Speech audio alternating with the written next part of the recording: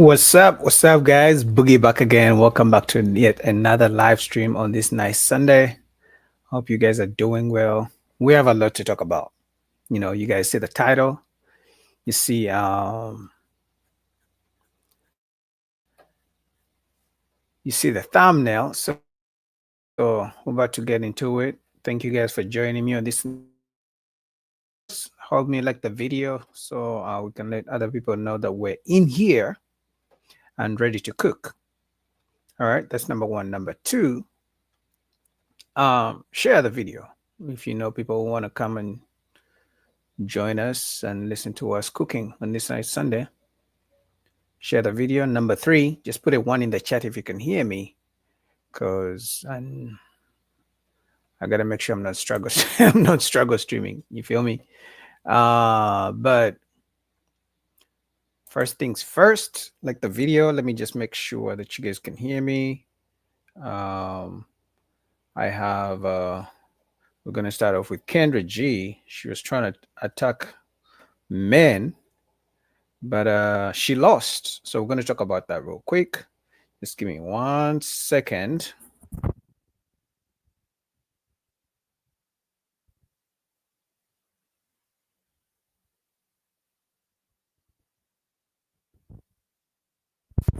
All right, so you guys can hear me. So let's get into it.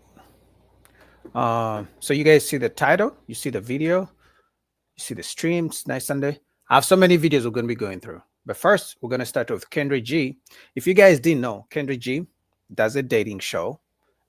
Single moms or all different types of women, mostly women, a few men every now and then call into a show because they're looking for love. And what happens is that, women come in with different weird standards. Some men do as well. I've even reacted to men and I've called men out. I've criticized men. They call into a show and have all these lists of standards. So as some of us content creators, we react, we analyze, we give our opinions, we report, but what she did was she's tried to come again. She tried to attack and fight people like me who do reaction videos, right? So, because apparently for some reason people think just because we do reaction videos, there's nothing, it takes nothing. It's like it's so easy to do what I'm doing right now, right? If it was that, everyone would be doing it and maybe they'll be sustaining it, right? And I'm new to the game, so trust me, that people have been doing it longer than me. But there's a law that's called fair use. So someone could literally get the video I'm making right now, react to it, give their own opinion, just like news stations do, just like CNN does, just like all these different big media companies do. As long as you give credit, it's fine. But she tried to attack men, especially who react to have videos, because apparently they never say anything about nothing nice about the women that come on the show. So she tried to sue one of the guys and she lost. So we're going to be talking about it. So this is the first video when she first came out against people, against especially men who do reaction videos to her content. This is what she said. And then after that, we're going to show you what happened next. All right, let's go. So take a video from the dating app that I own and I put it on my YouTube page. You cannot reuse it. It cannot be repurposed. I said this since we launched the live stream, will be 3 weeks. So 2 weeks ago, I've been saying this. I have a team of lawyers dedicated to this because I knew that people would still try me. I don't know why you tried me, but either way, shouts to my cousins, because I'm being honest with y'all. I be busy as hell. And I know it just seems like I just sit down and ask people questions, but my day is never that simple. So I really don't know what goes on in these YouTube streets as much as you guys do. But shout out to the KBI. The KBI, I have called you guys the Kendra Bureau of Investigations. They have been sending links to different pages that had up footage from my dating app. And I will just send it to my lawyers. And I want to say so far, maybe about 15 videos have been removed. It's always a daily process. They just started the process yesterday, and 15 were removed this morning. So they're moving fast, which I appreciate. And I just wanted to have this conversation because there's this whole thing about fair use. I never liked fair use. To me, fair use is very lazy. You are not a content creator. You are a thief. You take other people's work and you find a way to monetize from it. And that's what it's always been about. It's not about people giving great information to help somebody become better. No, it's a money grab. It's that simple. But Kendra, you don't give any information to make people become better at all. You profit on women's delusional standards. You like it when a single mom of 5 kids with 7 different men come on your show talking about the one man who makes 6 figures. You like that kind of thing on your show. So you don't give those women the real thing. You don't tell them the real facts because, you know, you can't hold them accountable, because if you hold them accountable, they won't call into your show anymore. So, right. Anyway, so that was Kendra, I think about a month ago, you know, talking about she doesn't like people like me who react to her videos and any other person. So what happened is she ended up suing one of the guys. I think maybe he does too much of her reactions. She ended up suing a guy who does reaction to her videos. She claimed he's harassing her, he's a stalker. She tried to take down his channel, but guess what? Things didn't turn out the way she thought it was going to turn out. So without even, you know, I don't even want to spoil it for you. So I'm just going to let you see exactly what happened when Kendra G tried to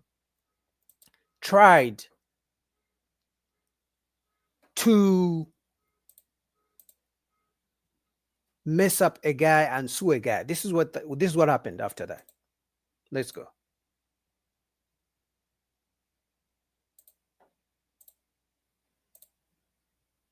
This is what happened. So this is the guy she tried to sue, you know, and this is what happened. He's gonna tell it.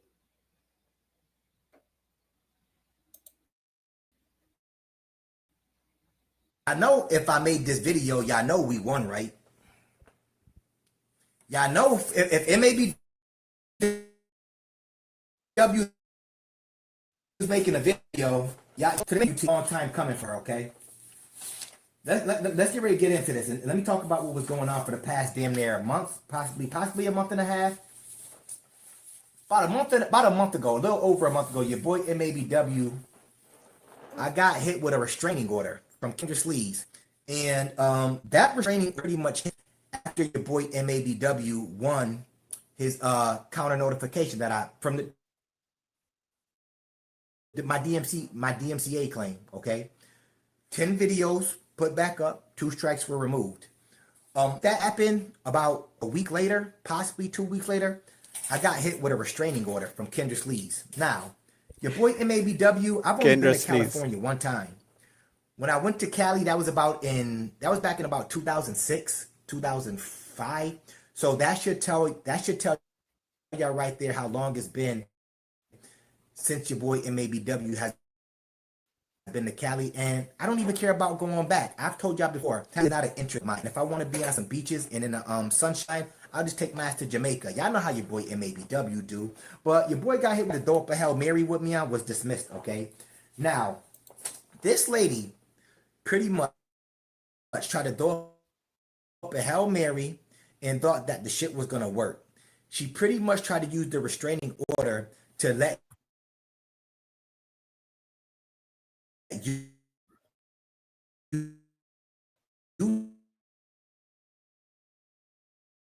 know, because if she would have won today, she was over you asking her that said she had to get a bodyguard because she didn't know what my followers looked like. And she stated also that when I went on my platform on September 6th, I believe, that when I went live, she stated that I told my audience to go blow her shit up. When I was pretty much stating to my audience, blow her shit up as far as like go blow her spot up.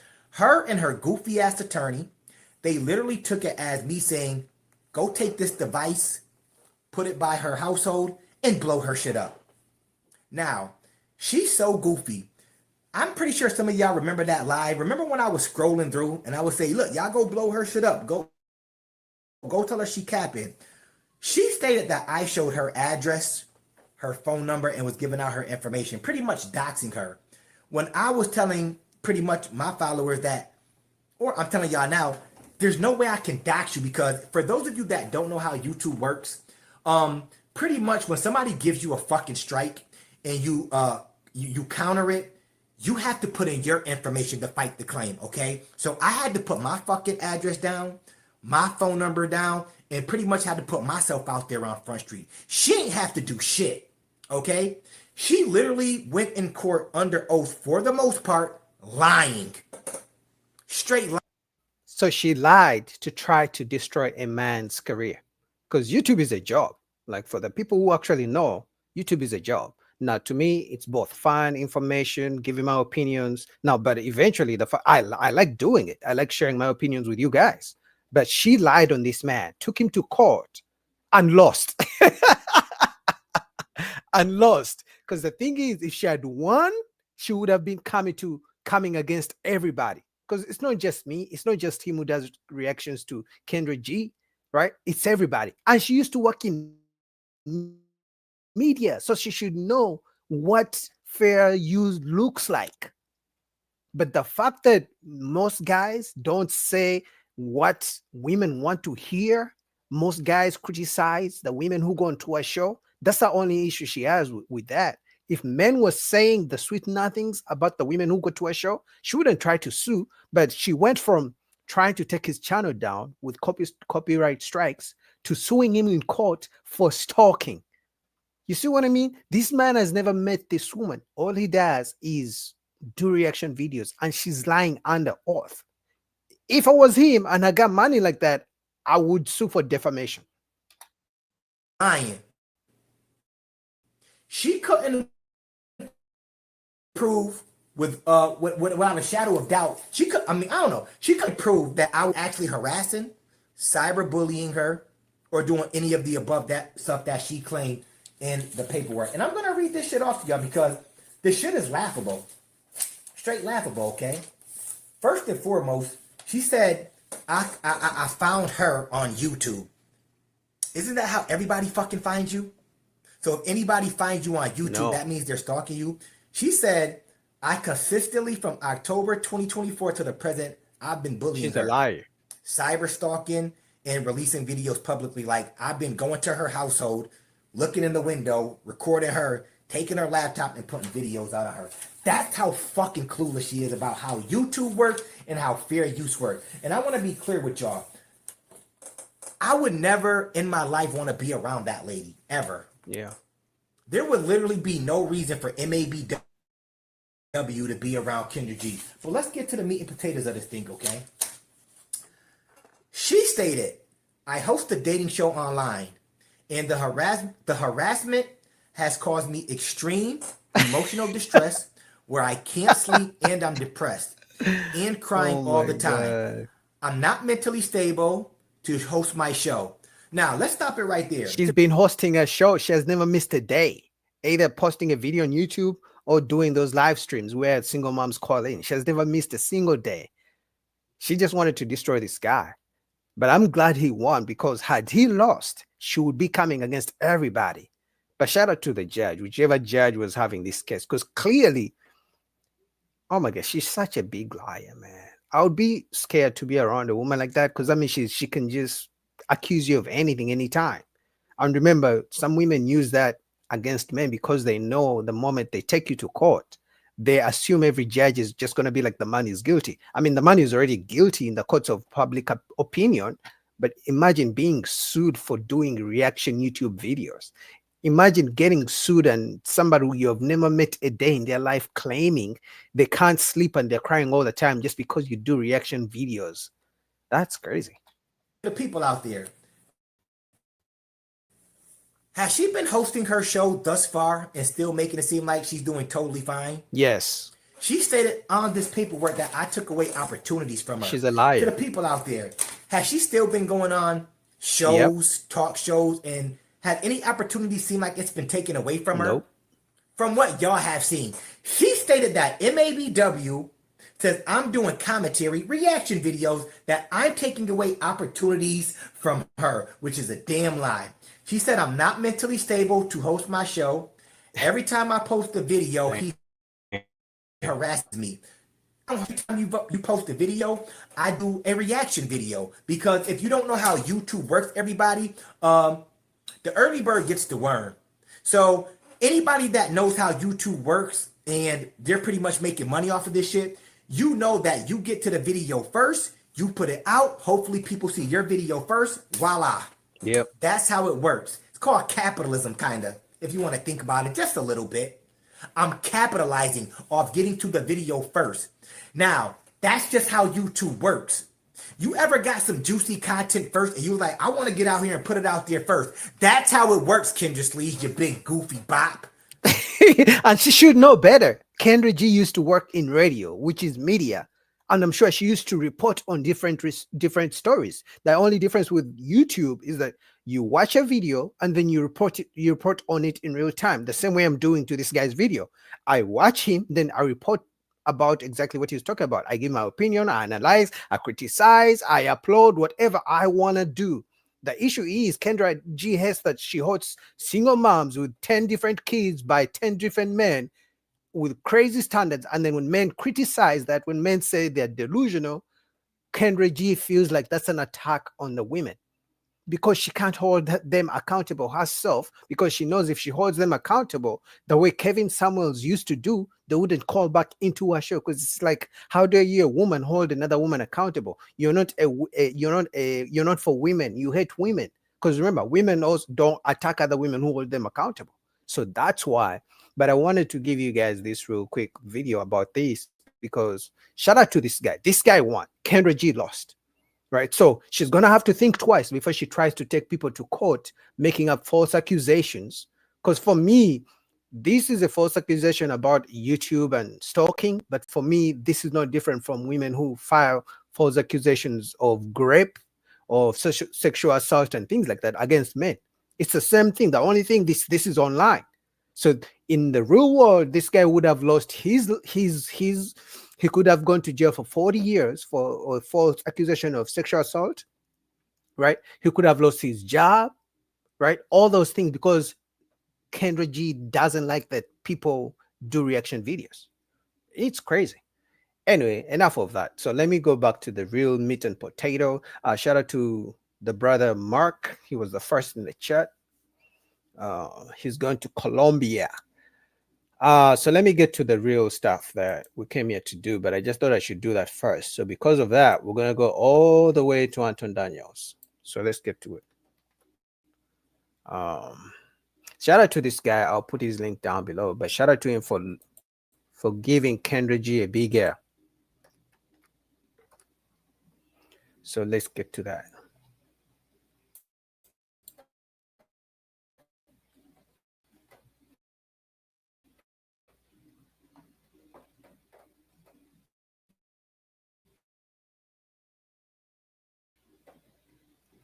All right, so this woman about how men are not romantic and things like that. She's leaving her man and complaining, you know. So let's do that. To be a bad person. I was truly waiting on him to do something so fucked up to me, so bad, that it would justify me ending the marriage. A lot of people that's never been in my situation won't be able to relate, and it's okay because this message ain't for you. But again, I was waiting on my husband to be a bad person. I stayed with the same person for 21 years, created a family. I was in the relationship 21 years, married 17. And I was married to a good man. I was married to a good guy. But we weren't good together. And being in a relationship where you're just not fulfilled, where you're not happy, but you're with a person that you know is good, and you're hearing the rest of the world talk about how hard it is, how there aren't any good men in the world, it will make you stay longer than you need to. Your soul is yearning for more, right? But you're stuck. And that was me for a very long time. And I had to realize that he doesn't have to be a villain in the story for me to find my happiness. He doesn't have to be a horrible person for me to realize that he is not my person. I did us both a favor. I really did. And this is coming from my heart. And it's hard because who leaves a good man? Who? But once I turned 40, guys, my happiness became non-negotiable. And I had to do what was best for me. I could not see myself dying just to stay committed to society because I was no longer committed to myself and my happiness, and I wasn't committed to the marriage anymore. Boy, I hope the next nigga dog her. It's I hope he mollywop her ass. Take her through the trenches. This is is crazy. 40 just like I think I what's hope that he 40 dog her. is what's that grown twin? as What's the hell. twin that thought the grass was greener when she It's divorced? happened. Tia Tamara? Tia? Yeah, Yeah. like are women thinking there's a whole bunch of good men that are interested in them when they I'm have I'm gonna back tell you what it development? is. I know what High it is. 40s. I think they confuse them niggas in the inbox. Mm-hmm. They confuse them niggas He's as being cool. husbands. Them niggas just trying to fuck. Once you realize Mm-hmm. all 118 of them just trying to fuck, Mhm. they say whatever. Hey, beautiful, good morning, queen. It's That shit crazy. don't matter. It don't matter. They just want some box. That's it. Women start looking at their husband like, you know what type of action I got? Niggas is looking like, what? That's What a So what is a good man? She talking about a good man. Actually was in that situation just a little bit outside With a of good that. man? I feel like with a really good man. And you left him? But we weren't happy. I wasn't happy. Wait, But hold and on. Why I weren't you felt- happy? Wait. Let her tell her story. Let her tell Oh, her go story. ahead. I'm sorry. I understood that she said, "Who leaves a good man?" And that's all you could think about is, oh my God, he does this, that, whatever. But first, let me say this before I even start like that. I wanted to say, I feel like a lot of us women, notice I did say us, me as well, but I'm aware of it now, that a lot of us live in a fairy tale ideology that we want all of the Everything. bubbly feelings. We want the Disney you just said, fantasy. the Good Morning Queen text, and we want all of those things. We want to feel a certain kind of way. We want you to, do all those different things. When you come in the house, grab you walk by me, then grab my ass. All those different things. And we start to. I'm sorry, y'all. To Hold on, I'm on my phone. sabotage. They sabotage the relationship. Y'all. Okay. But yeah, when we start to, those are the things that we really, once those things start, I feel like once you're in a marriage or a long-term relationship, those little things, not saying that they're not important, that is not the end all be all. That is not the point of why we're in this relationship. I feel like a lot of women, we marry, I'm not saying love doesn't matter, but we marry for love. No. We're in a relationship No. for love. We want all of those, like I said, all of those feelings, all the little butterflies. I mean, I wanted to go on, but I disagree. They don't marry for love. They marry for an idea of love, of what they think love is, right? So they watch a movie or they look on social media, they see another man, they see a couple living on social media, because on social media, everyone has a perfect life for some reason. The guy, they're always kissing, they got flowers, and then all these, and then she compares that lifestyle on social media with her actual lifestyle with a good man. And then she starts thinking, they start sabotaging. Okay, how come he doesn't buy me flowers every day? How come he doesn't buy me a Range Rover? How come he doesn't give me money? How come he doesn't? They start comparing themselves with other people on social media. And then they're like, you know what? He's a good man. He does all this. But the fact that he doesn't do A, B, C, D, he's not a good man, because they're comparing each other. Don't even talk about the movies, right? Don't even talk about the fact that they had no man, they had no father in the house to teach them what a good marriage is. They didn't see it with the father and the mother. So the idea of love they have is whatever they grow up, they pick and choose. Oh, they're like, okay, that makes a good man. Oh, he's not 6 feet. Oh, no, he's not a good man. Oh, he doesn't make 6 figures. Oh, no, he's not a good man. Okay, he's rich, but he doesn't give money. Oh, he's not a good man. Like, this shit is annoying. He makes me feel like this. He's texting me all day. All those different things. But once those things are gone, then what? When things start to really get real, when you're deep inside of that relationship or deep inside of that marriage, then what? So I feel like, me personally, I feel like I was a victim. I mean, I was not a victim. I was a person of that. I was in a relationship with a good man, an older man, excellent provider, amazing provider. But he didn't do those little things. Left. He wasn't. And you're still He didn't initiate sex a lot. He didn't, all those little things. He didn't make me feel motivated. He didn't speak life into me. All those little Make me things feel. that that that women put to the pedestal. But he was a good man, and I guess that would lead the question: what is a good man? I guess, long story short, a good man to me is he was outside of the provider. He was an honest man. He showed up. I do have a child. He showed up for my child. Wow. Yes. She left a good man, a provider. She left a man who was willing to accept her and her child. So he was being a good stepfather, but because he didn't buy her flowers every day, he didn't kiss on her every day, he didn't text her good morning or call her when she was at work, she still left him because she thought, now she's a good-looking woman. And like Mercedes, she's a good-looking woman. Some of you guys already say I'm a simp, and anytime I call a woman a good-looking woman, but I don't care. She's a good-looking woman. But even her, she still left a good man, in her own words, hoping that she's going to find a better man. And I can guarantee you, I don't know her personal life, but I can guarantee you, she has not met a man as good as that. A man who's willing to be a stepfather and willing to be a good provider. She said those words. It was not a good enough because he didn't tell her the sweet nothings every single day. It's never enough. Because the men who give the sweet nothings every day, and then the women will complain, but he's not a good provider. He texts me good morning. He tells me he loves me so much. He sends me flowers, but he doesn't pay all the bills, 100% of the bills. And then they're going to complain he's not a good man. It's like, for men, it's never enough for them. What if He showed up for my Yeah, child? He did everything that 6'8" is saying he did for my child. This is a loaded question. Stupid. I think women like to pick and choose. Yes. When to be happy. So the Facts. moment things go bad, then you no longer happy. Mm-hmm. Right. Ain't nobody said that marriage is a walk in the park, but I think that women bring into, oh, I'm no longer happy. First of all, that's very selfish. If you are especially if you have kids, your happiness goes out the window. I'm sorry, it does. Facts. Because there's other people in it. The moment things go bad, that is when it comes. I'm no longer happy because things are not going your way. So that vow that you take is serious, for better or for worse.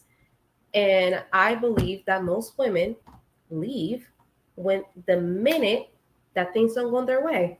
And now they turn it into, I'm unhappy, so I'm leaving. Yeah. That's not the case. It's the comparison too. The men know that they have a commitment, whatever it is. The men know. Most women leave their marriages, and no, it's not going to be the Disney Channel fairy tale that they watch sell you on movies, and social media. I don't believe that anyone, our grandmothers, our aunts, or anybody who's been married for 40, 50 plus years, everything has been what? Peaches and rainbows? No, they stayed for a reason. And yes, sometimes you have to look at the bigger picture, and sometimes it's not about your happiness. Sometimes it's about, and I feel like men the bigger picture that's outside of you. Mm-hmm. And I feel like men actually do fight for the relationship. I feel like men do. They give till they can't give anymore. They give everything they have. They do. And then what's out here for you? What's out here for you? Please tell me. You leave a good man. He's a good man. He's a provider. He respects you. He does everything. What else? What's out here waiting for you? She's gonna get her cheeks clapped. That's what is out here for them. They just want to get their backs broken every single night. But I also feel like it's a thing where I'm sorry, my story was drawn out, but the point I wanted to get to out of everything was I had a good man, but it was very toxic and it was very unhealthy. What? So you can have because somebody is a good person, that doesn't mean it's your person. There are more good people out here. I want my person. Just because you're a good person doesn't mean that we were supposed to be together. Say if I was moving off of lust, which I do feel like that was a big thing on my end. But say if I was moving off of lust, and say if I'm not one with myself one with God, and I'm not in alignment, I'm not even choosing correctly. My discernment is not even where it should be. I have a question. Oh my God! Before Q asks a question, oh my God, this is annoying, guys. I'm sorry. She literally said, and she's not the only one. Women say this all the time these days. To them, a good man has to be like perfect. And this is what I'm telling. This is why men have stopped dating, because it's like today you're a good man. Tomorrow, if she remember feeling, if she doesn't feel like it anymore, you're not a good man. You're not her person. And then she'll meet the next guy and complain how he's not a good man. All based on feelings. So on Monday, Tuesday, and Wednesday and Thursday, you're a good man, you're a provider. And then on Friday, she's going to say, you're a good man, but you're not my person. So who the fuck is your person? If a good man is not your kind of person, who the fuck is your person? Like, seriously, guys, this shit is getting ridiculous. If a good man is not your person, who the fuck is your person? A bad man? Because what's the opposite of good? Bad. Let me guess, you're going to claim he's not your person, but you expect the next man to be a good man too, right? I'm so confused. How was he a good man, but it was toxic? Yeah, Yeah, what I- made it I'm toxic? confused. Yeah, what made it so I toxic? feel like you can be a good person, but still have a lot of growing to do and still have areas about yourself We that all needs work do. and that can be toxic. We all That do. doesn't mean I'm not. What That was doesn't it? mean What was I'm- it that's toxic?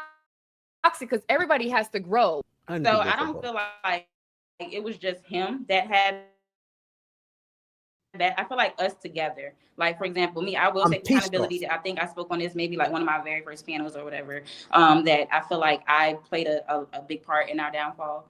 I wasn't ready. Oh my God. I thought I was ready, but I wasn't ready once I got into it. I wasn't. So I feel like I played a big part in a lot of the toxicness. My response to a lot of things, I didn't shut up more and listen and follow a suit.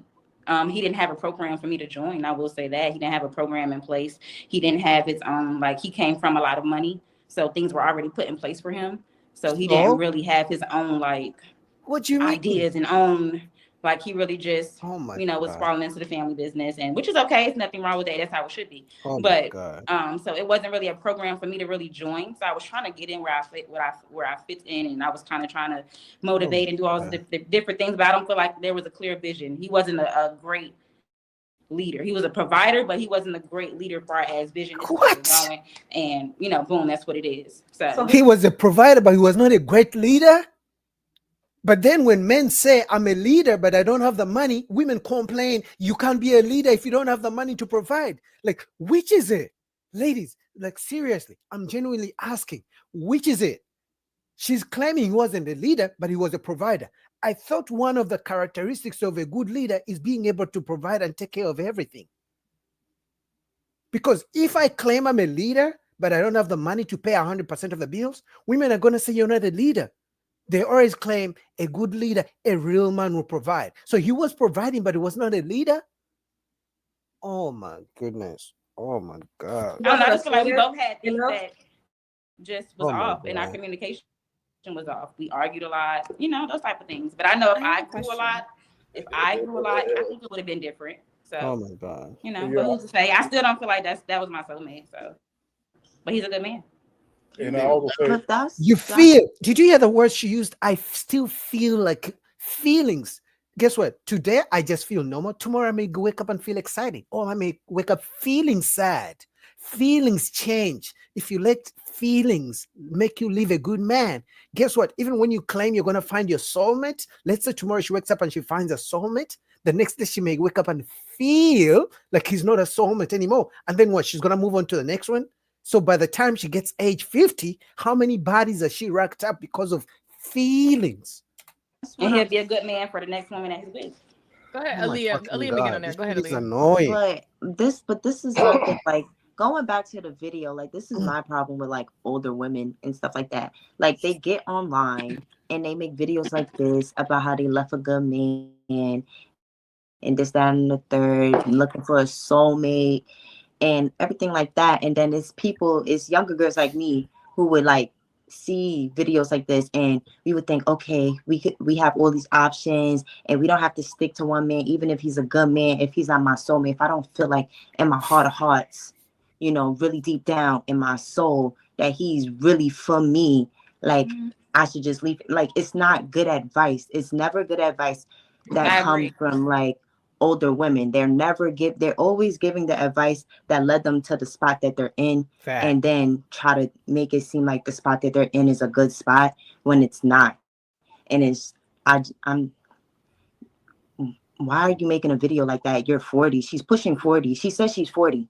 Mhm. You're 40 with what Mm. options? You got kids. You was married. Like you have a whole history, and you think you got all these options. That's what I'm saying. It's like women are delusional. Like Yeah. and I'm a woman, so it's just like, so we're really delusional. Like we have to like really sit down and really like call it what it is. We're delusional because she's 40. Like she's 40, and this is how she talks. She's talking like she 23 Right. and she Yeah. popping, no kids, never been married, and she giving this like, and she's popping it on social media. You're giving bad advice to younger women like me, and going back to what everybody else said, it's not going to be a fairy tale like story. It's not going to be a fairy tale story. We're not going to always be soulmates. Like isn't a relationship, you're supposed to work at it? Aren't we supposed to build together?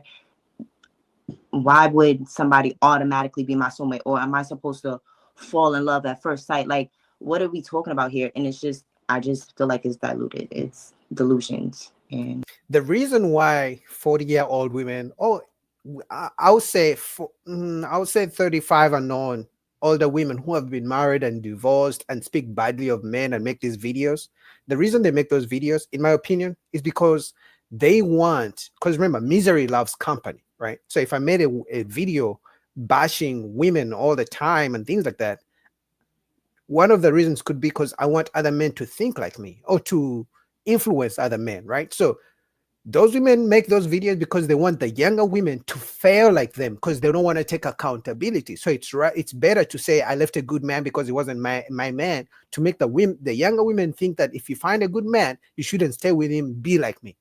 Because remember, just because a woman is 40 years old and there's another woman who's 25 years old, doesn't mean they're not in competition. Oh yeah, they're in competition with the same kind of man. Because remember, a 25-year-old woman is going to want a rich man, and a 40-year-old woman is going to want a rich man. The only difference is there's a likelihood the 25-year-old woman will get that man, but they're in competition. At the end of the day, they want the same kind of man. A 25-year-old woman would date a 40-year-old man. The same thing happens with a 40-year-old woman. They all want a provider. Eventually they don't want him anymore because of feelings, but you know what I mean. I'm just it's saying bad one thing advice. about Yeah, I was gonna say too that I feel that a lot of women are attracted to. I mean, the law of attraction says you're attracted to who you are, not what you want or something like that. Mm-hmm. And then the other thing I was gonna say is that I feel that certain women are bitter towards the good men that they're with because they wish that that guy that he's with, the guy that she's with now, she wishes the guy that's acting an asshole would do the exact same thing he's doing. So it's like, let's just say Mercedes. I'm not saying it's the situation you were in, but let's say the guy you were with is doing all the right things and doing all the things that were necessary, but you had a dude that you dated before, or somebody lingering around that you really want, but he's not doing the things the good guy is doing. It'll be a tendency sometimes for a woman to hold a resentment towards the good guy because I wish the guy that I really want was doing what you were doing. Exactly. That's true. I definitely agree. I just want to say, y'all do know marriage is a contract. First, They don't. Right? It is a contract. They don't care. Carmen. It's You a assuming that they were married. She wasn't married. She never said she wasn't married, but everybody in the panel is like, oh, this my soulmate or whoever. That's what she said too. She said he wasn't. He said that he wasn't her soulmate, and she still loved her. Well, that's my point. Marriage is not about being a soulmate. Marriage is a contract first. The love comes second. Man, So if you're divorced, a good man, he's a good provider, he's a good man, he's that. But you're leaving the relationship because he's not your soulmate. That's some bullshit. That's your some priorities Disney are fantasy. Hey, Mercedes. Soulmate, she's right. The whole soulmate thing, I don't know who came up with that BS, because I don't think this whole soulmate thing was around 50 years ago when people used to get married back then. They were not getting married because of soulmate. They're like, okay, he's a good provider. He's a good looking guy. She's a good woman. She has good behavior. She has motherly instincts. Let's get together. Let's build a family, build together. That was it. It wasn't, oh, he's a good provider, but he's not my soulmate. Let me go with a bomb to make a baby with. Like that wasn't, I don't know where the whole soulmate thing came from. Mercedes, Let me say this. Let me say this one thing. The baseline of being with somebody should not be just based off of they're a good person. It should There be, are a that lot should of- be the fucking foundation. Good person, good characteristics, good man and woman. Okay, she's beautiful. She has a fat ass, but if she's a bitch, I'm not dealing with it. Good people in this world. It cannot just be you're a good person. Boom, I'm the first good man. No, there are a lot. If you're not my person, God has already designed who my person is. I honestly You believe passed that. on your So person. if you're not But my how person, you supposed I'm to not going know? to make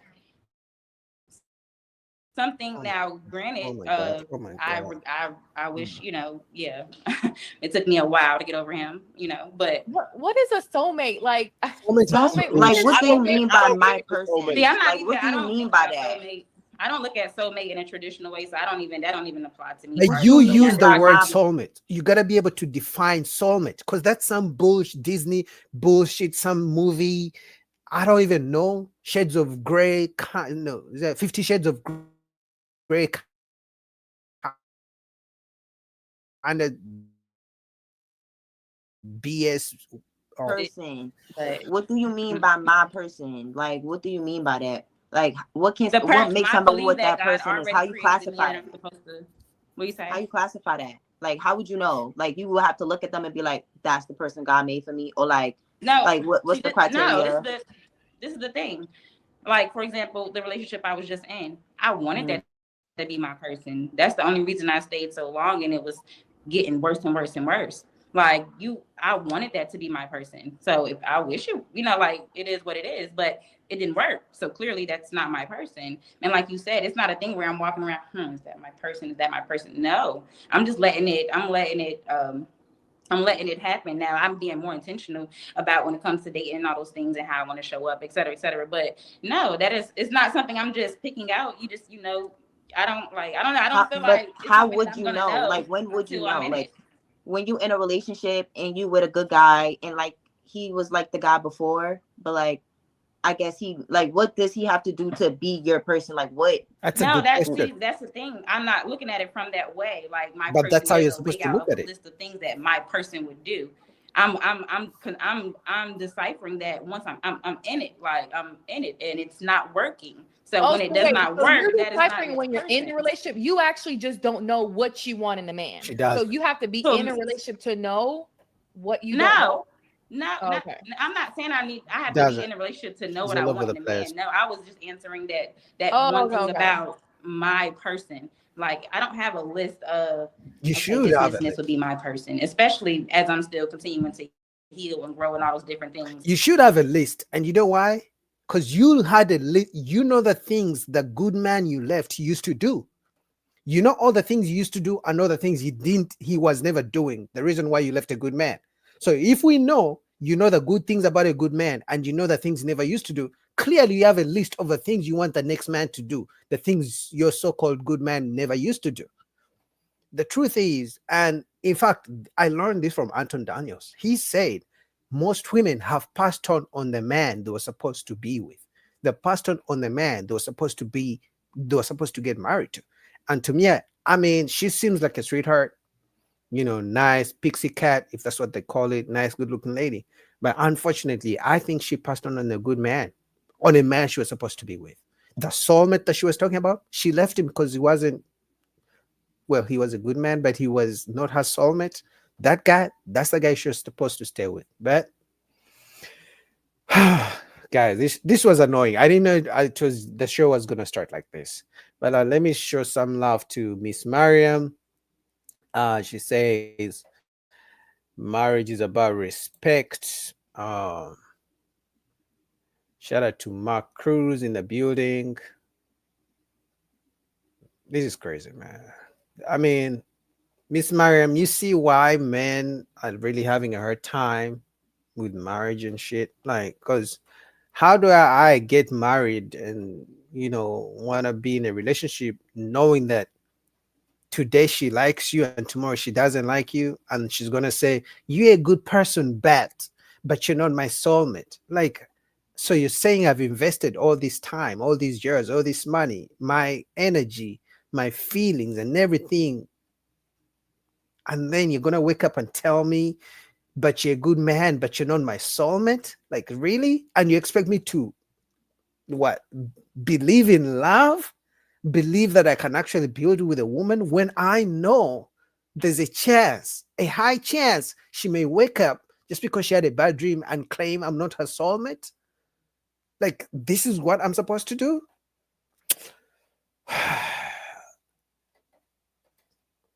Classy perspective. Most of these women that's on this soulmate journey usually grow old and die alone. Eventually they do.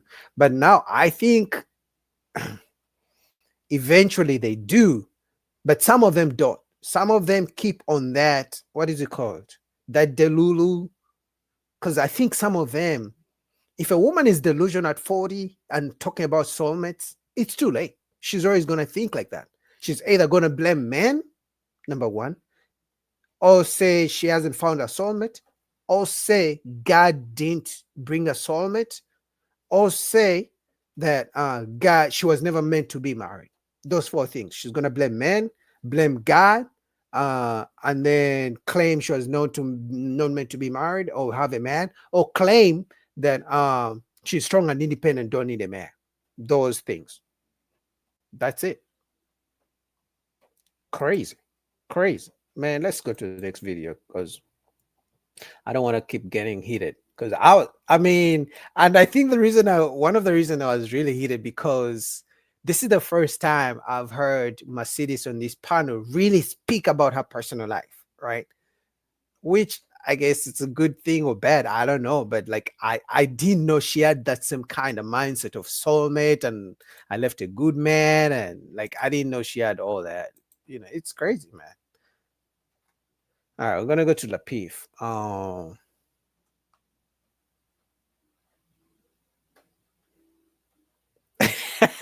Classy perspective.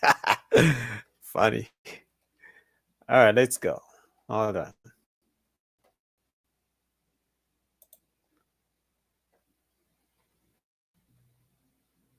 All right, let's go here real quick.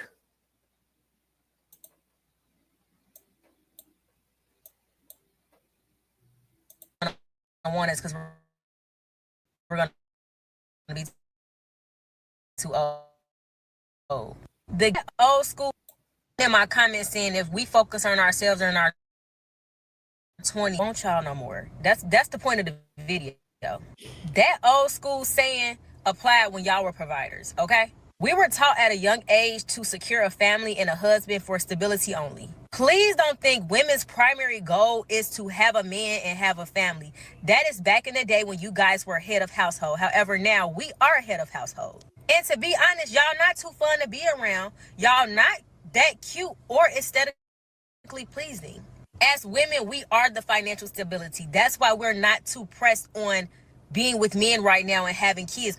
How would that benefit us? If anything, we're going to take on more responsibility in the household, and we also are going to have to take time off to bear children.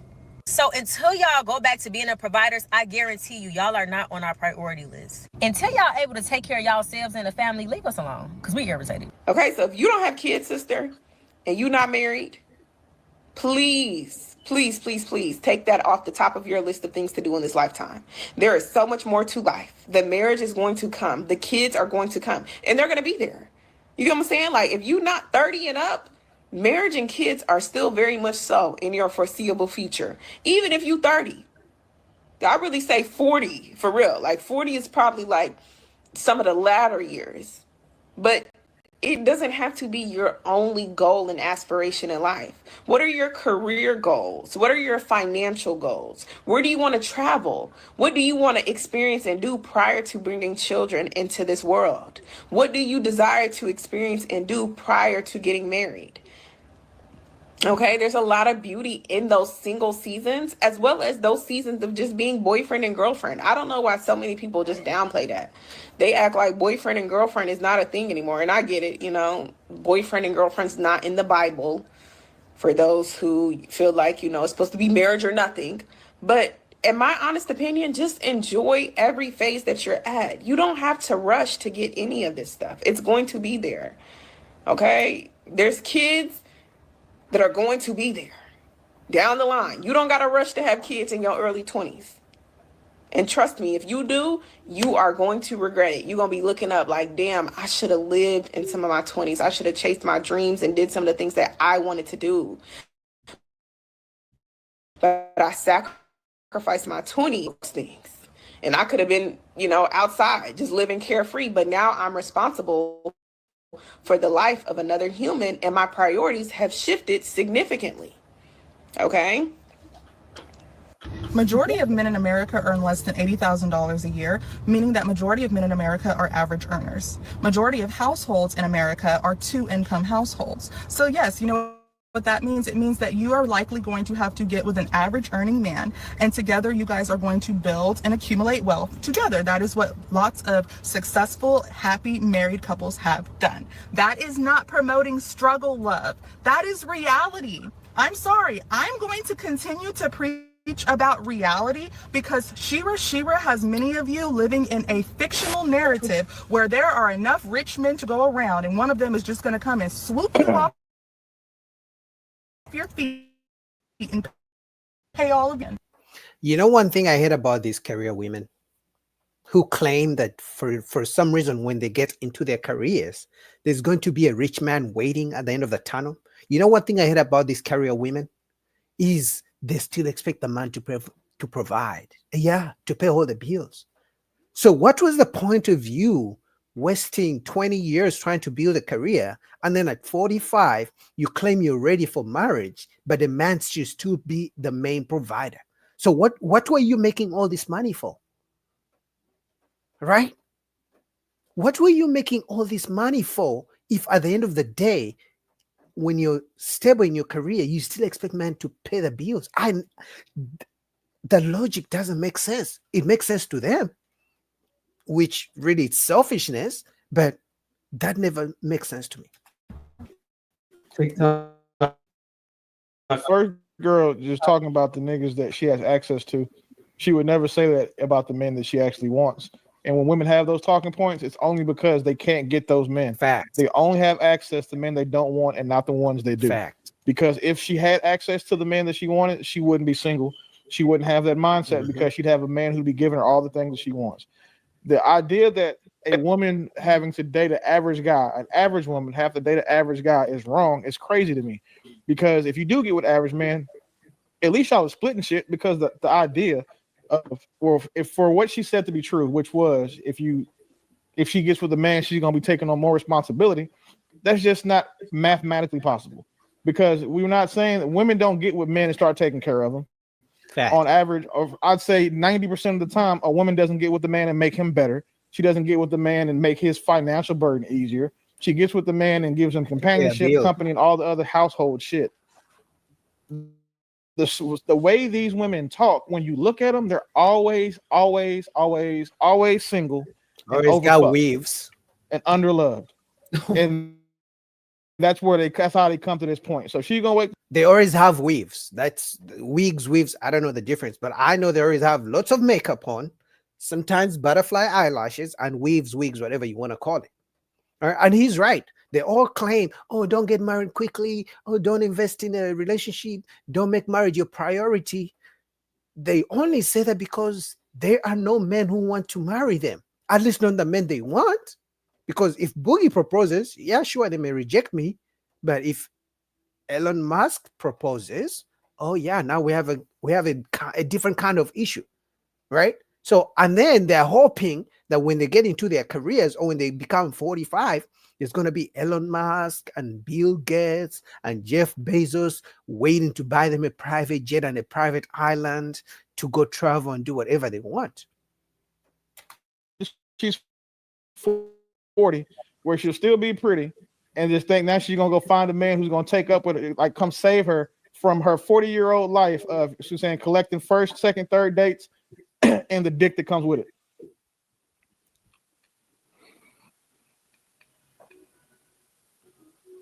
Well, the thing about it, at first chick, I thought that was Ray at first when I first looked at her, man. Dang. Yeah. What part specifically made you think it was right? The rhetoric. Talk about the part Okay, of it. never mind. No, don't even answer. You funny. No. You funny as shit, bro. You funny. You funny. But as far as the conversation, man, look, these ladies act like all women are beautiful. We know, ladies. Y'all don't think there's no ugly women in the world. All these women are beautiful in some form of fashion. Now, maybe some of you beautiful women could probably get away with some of the things they talk about. Maybe y'all can. But in reality, y'all won't. 85% of y'all ugly than a motherfucker. What is your exterior or your interior? The interior. Because you got an ugly personality that makes you look shitty. So if that's the case, what makes you think you're gonna get lucky enough to get that man? Look, ain't too many steps around. Real dope about to get married, so he gonna be off the market here. He ain't gonna be able to come save your ass. Unless Aisha Curry decided to divorce that man, he ain't on the market either. Unless you want to be a plan B chick. And some of you have us, that's all you're worthy enough is being a plan B chick. You're not good enough for the title of a wife. Damn. You should be called a side whore. Oh, that's your titles for most of you have. He's going off. Now, unless that's what y'all want to be, y'all ain't gonna get it. So you're gonna have to settle for something. Whatever it is. Where's the average earning man or below average man, or you want that thug dude? Good luck with that shit. Good luck. So if the lady, right, I'm just addressing the first one, right? If she doesn't really care about being around men or impressing them, who does she put that pound of makeup on for? She's gonna say her friends. She's gonna say to look good for herself.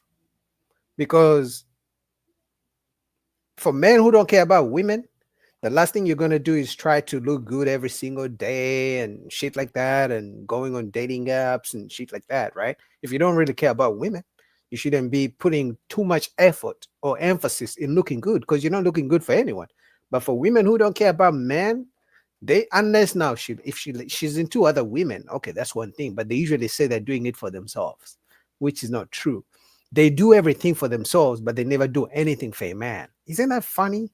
And yet, at the end of the day, in 10, 20 years, they want a man. That never makes sense. But anyway, shout out to Lapeef. I just thought that was something to react to. Shout out to you guys in the chat. So let's go to the next video.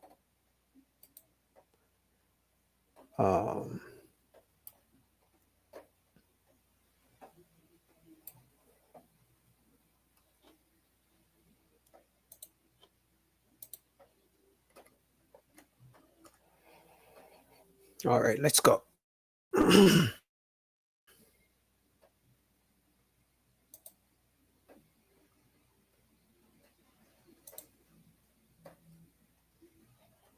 right, give me 1 second.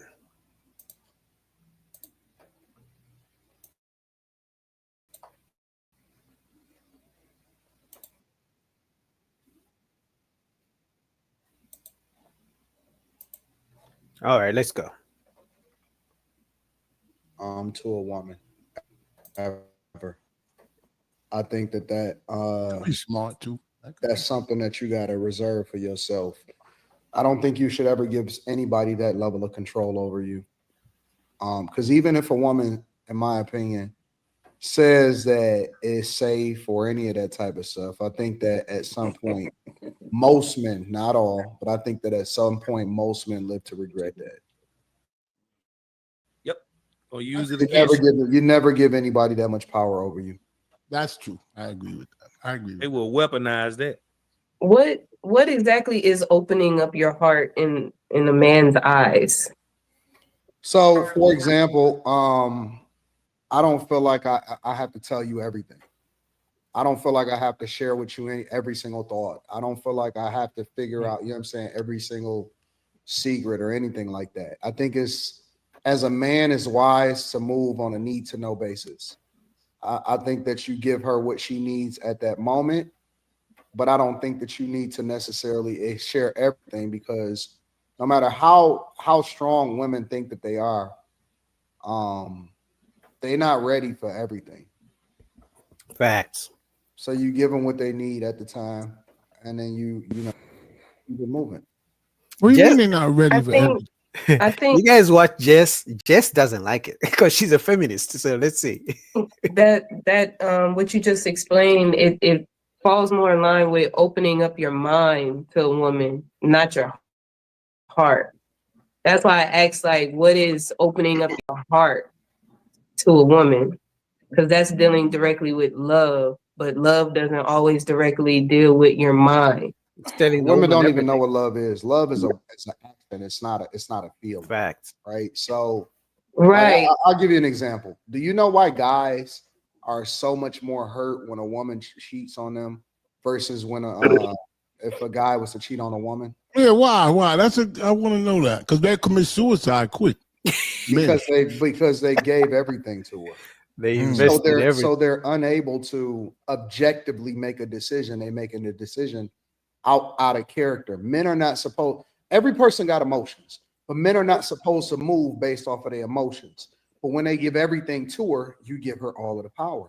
Yeah. So then when she cheats on you, or if something happens that dead. you would never expect for her to ever do, You might kill her. You're Yeah. broken hearted. Everything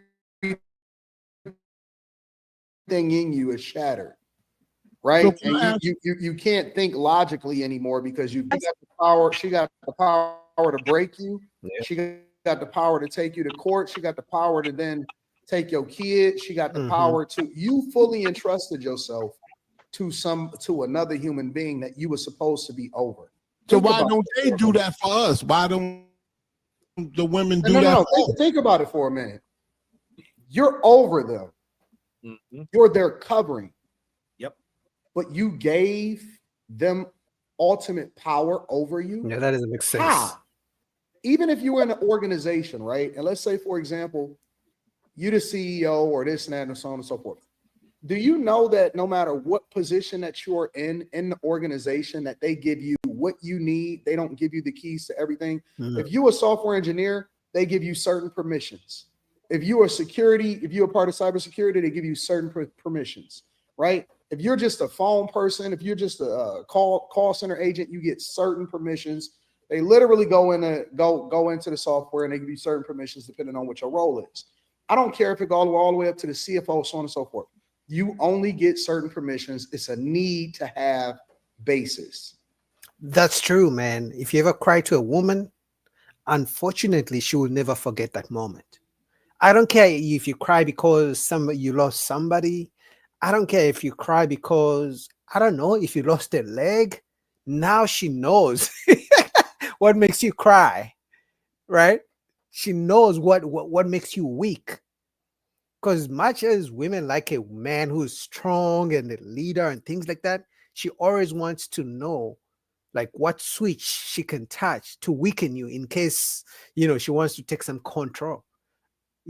It's funny. It's like they want you to be this big leader, protector, but at the same time, they want to know all your vulnerabilities just in case. That's why you break up with a woman and you told her everything. That's why you cry baby, you're a bitch. That's why, you lost your job and you couldn't provide. That's why your dick was small. Like they will use everything about you that they feel is your insecurity against you just because you told them. Crazy. So Right. And so why would you give 100% control over to somebody for no fucking reason other than to feel good about the situation? So that's why okay.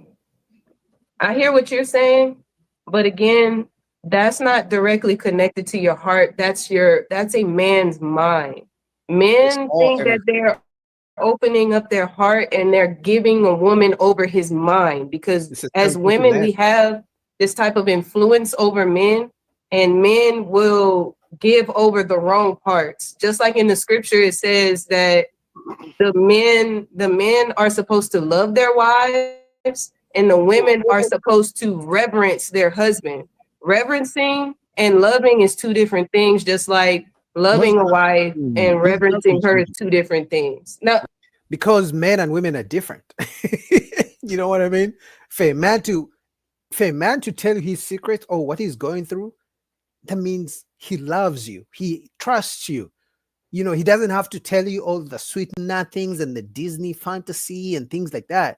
The fact that he's opening up to you and providing to a man, that is love. It doesn't have to be, flowers and a good morning text. That's BS. That men do that shit because women claim they like it. You know, if women woke up tomorrow and say we don't want flowers anymore, most men would probably celebrate, because it's like, I only buy this shit because you say you want it. A man would rather use that money to buy a woman a new tire rather than buying flowers. Hear me out before you say all that. Just let me, because you going, all right. So I could break down the scriptures a lot more effectively, right? But what I'm trying to do is keep it a little bit more objective, because everybody may not necessarily believe the way that I believe, right? Right. So in a general sense, right, it's all encompassing. It's all encompassing. You, the mother of my child. The fuck you mean you giving away my pussy? You know what I'm saying? Like, that's a real thing. Right, but that's why I was trying to go into what I'm saying. What I'm saying is women are supposed to respect men. We're supposed to respect your mind above anything else. Like, we're supposed to respect how you think, how you operate, what may be going on in your mind, your pride, which lies also in your mind, your ego, all of that is in your mind.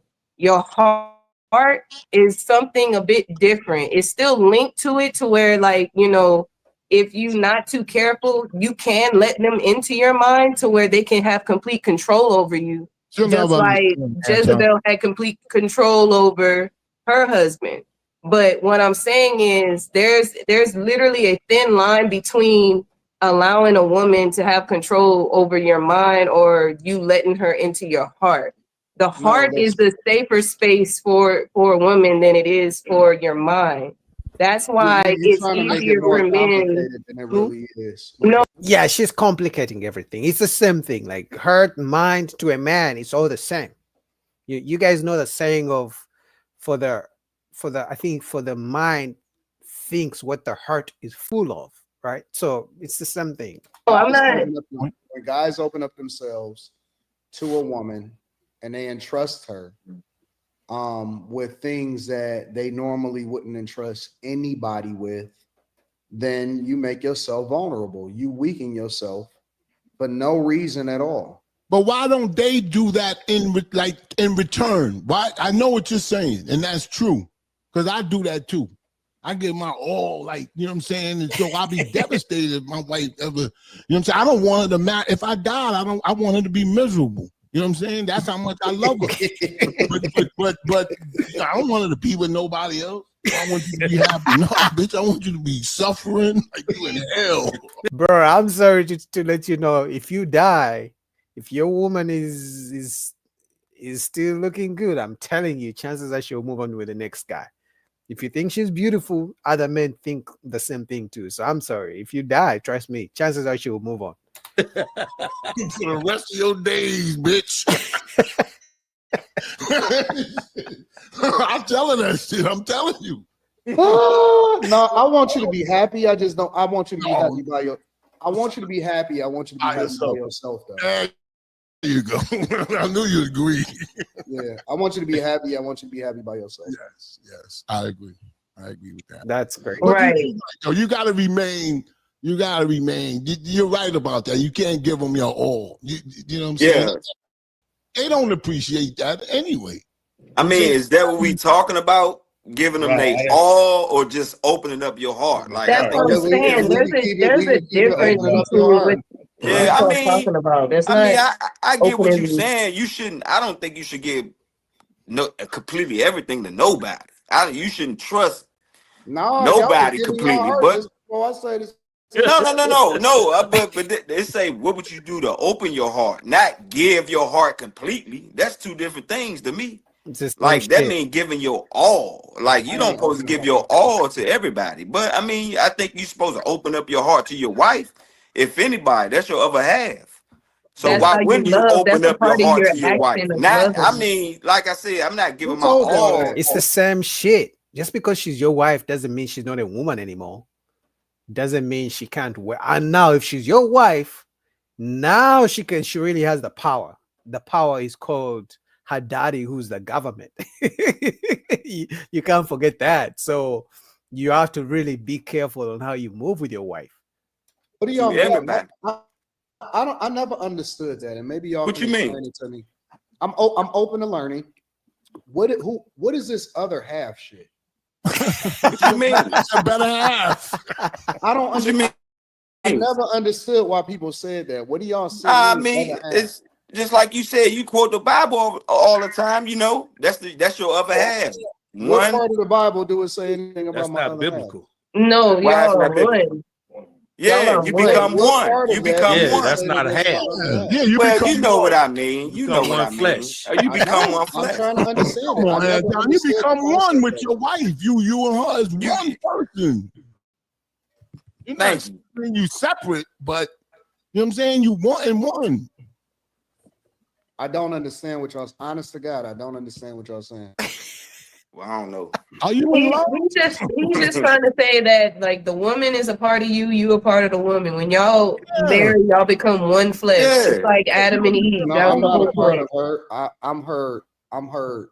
Then that's Yeah. how the differences is going. That's how it's Part of the man. I think that's what he's trying to say. The woman is part of the man. Do you guys agree? That's what I think. All right, let's get to the next video. Shout out to Anton Daniels.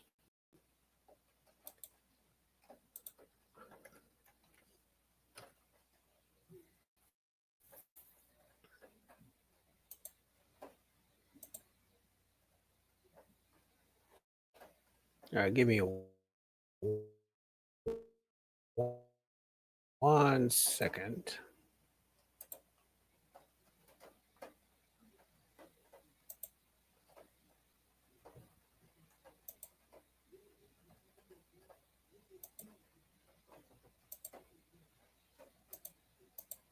All right, let's go.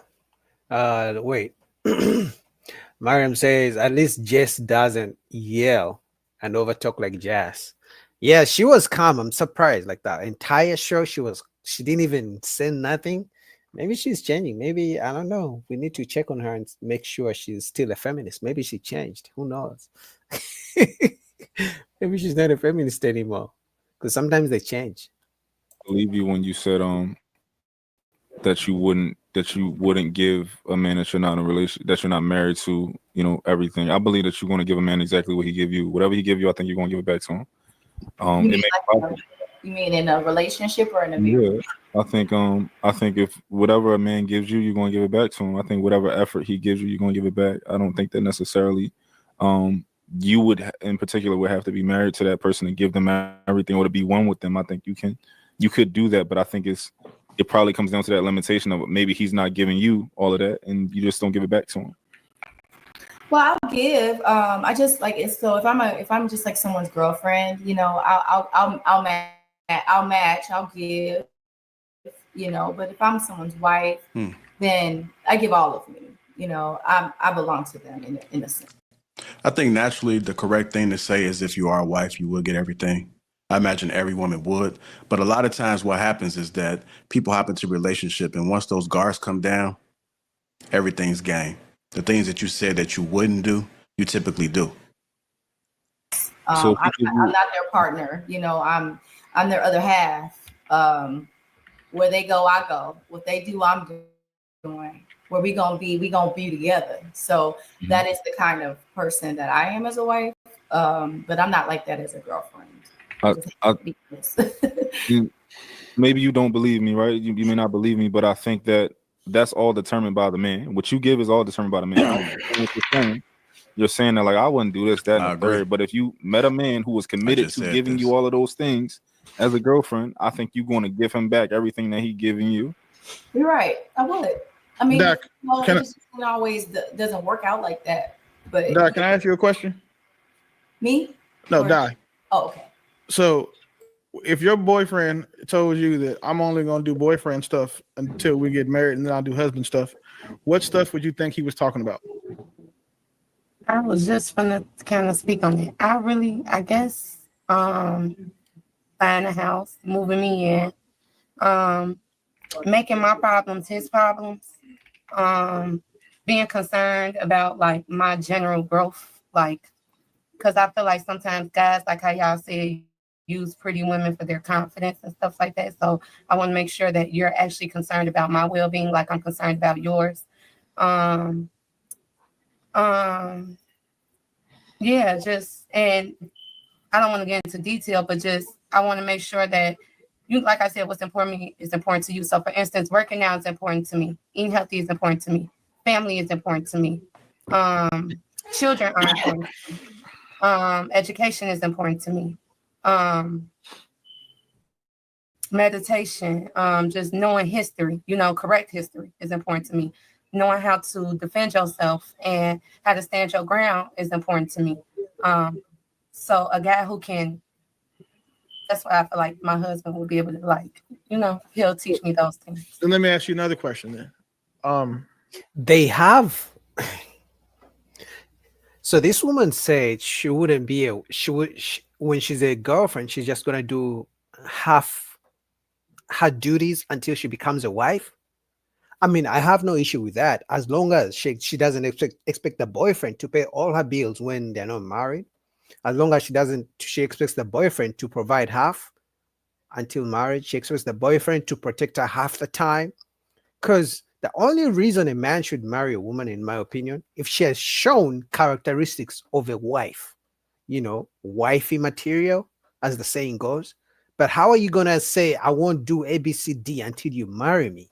Like, how am I supposed to know you got the wifely duties? So you expect me to sign the contract of marriage with the state when I don't know if you're even a good wife or if you even have the capacity? What would you say your husband things that you wouldn't expect your boyfriend to be doing while you guys are married? Because, for example, like your boyfriend is going to protect you. He's going to provide for you. He's going to probably pay for most dates, most things. If you guys live together, he's probably going to pay the lion's share of the bills. What do you think that a man can do that is not husband level to make you want him to be your husband? That's not husband level? Yeah. I honestly can't say. Got you. Bo, question for you. What are girlfriend things that you can do in a relationship that is a difficult question to answer because the expectation typically is that people expect you to be you, to show up the same way that you would show up if you were in a marriage. I agree. Now, there are some boundaries, but for the most part, they wouldn't see who you are, especially if they vetting you for marriage. I agree. What you could do only without doing any of the wifely things that would make a man want to make you his wife? I'm gonna say something that people will never expect from me. Now we expect everything from you, Bo. Nothing. Mostly just because I feel like if you are marriage minded and if your intention is on being a wife, you're going to be those things even before then. Because if you're not, then how do they know that you would be that person after the ring gets on there and the vows are spoken? This is a new ball. If you're a wife, you're a wife through and through, before and after. I agree. Because you just have those qualities. So the thing, this is the first time I'm agreeing with Bo. I swear to God. This is the first time Bo has said something and I have nothing else to say, but I agree 100%. You cannot claim your wife and you can't show any wife qualities and you expect a man to just marry you and hope and wish that you're going to become a wife after the marriage, after the wedding. No, you have to show the wifely duties, the wifely qualities, and the same as a man. You cannot marry a man. No woman is going to marry a man hoping that after the wedding, he's going to become a provider. He either showed provider qualities in a relationship before marriage or he didn't. Things that guys get from women: sex, compliance, submission, companionship, we'll say home managerial skills, right? What fellas, what woman would you ever marry that wasn't doing that shit for you already? No woman. None. Pink, Zero would, Z. Pink, would you have got married if your wife, a girl, wasn't doing none of that for you? Never. Like the things that you require for your woman to do? Like, would you have married a woman and been like, oh, She would have to be doing those things before you even consider her for marriage.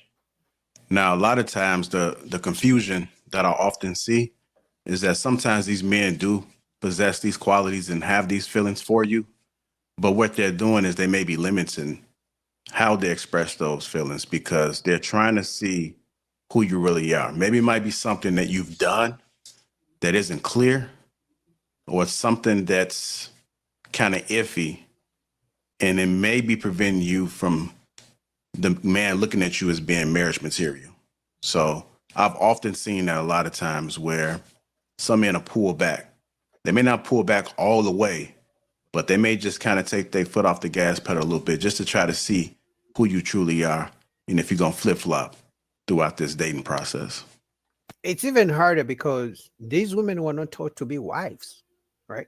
So they try to figure out being a wife as they go. That's why they come up with these different standards. Oh, I will never do wifely duties unless I get married.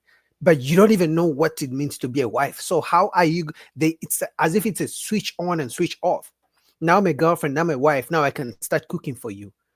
You can't even make a whole meal. How are you gonna magically become a good cook after I put a ring on it? Like, that doesn't make sense. put a ring on your finger now. So now I'm expect for you to learn how to suck dick or learn how to bake apple pie. Like, is that would that work for you? No, sir. What about you, JR? If your girlfriend is not doing wifely shit for you, would you ever want to marry her? No. Nope. Dope, would you? Hell no. Like, so again, Vibe, like the stuff that you say, like, remind you, we're just take for what you said. You said it seems like anything you do with a man is going to be tit for tat or transactional. If you give me this, then I'll give you that. If you do that, then I'll do this. That's not what, for the type of men that I would assume you want the same men, the established ones. That doesn't seem to be what those types of men want for themselves. That's not what I'm saying. I didn't say I was going to do shit for them. You know, like you are saying that I said that I'm not going to do shit for them, you know, or I'm saying that I'm going to be at girlfriend level, not wife level. And I'm okay with that. And if they're not okay with me being at girlfriend level, what does that mean? Then then that's not the person for me. So The issue that I sometimes have with these conversations is that we overcomplicate it, especially when we put in these labels and these titles, right? So naturally, people are not thinking about if they're being a wife, if they're being a girlfriend. Usually those thoughts come from traumatic experience, bad relationships, failed relationships, however you want to put it. So that's when the thought comes in, like, this is what I'm not going to do. But someone who's had healthy relationships, who can coexist with people, who have no problem dating and understanding that dating is not going to always go their way, I think they have a better opportunity of just being themselves without having to think so deeply as to what it is that they're doing throughout there. So I do agree. If you're a wife until you've been hurt. And then once you've been hurt, now the way that you approach dating is much different. And I actually believe if a woman is a wife, is probably not going to stay on the market for a long time if she doesn't have delusional standards. But anyway, shout out to Lapif. Let's go to the next video. Okay. Let's go to Brianna Giselle. You guys know Brianna. I've reacted to her content before. She doesn't make videos anymore. Don't know what happened, but I hope she's good.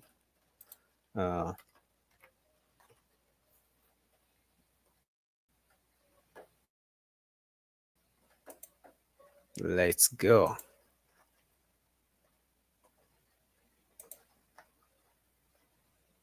Yes, 1 second. All right. So, hey, everybody. I want to start out by thanking God.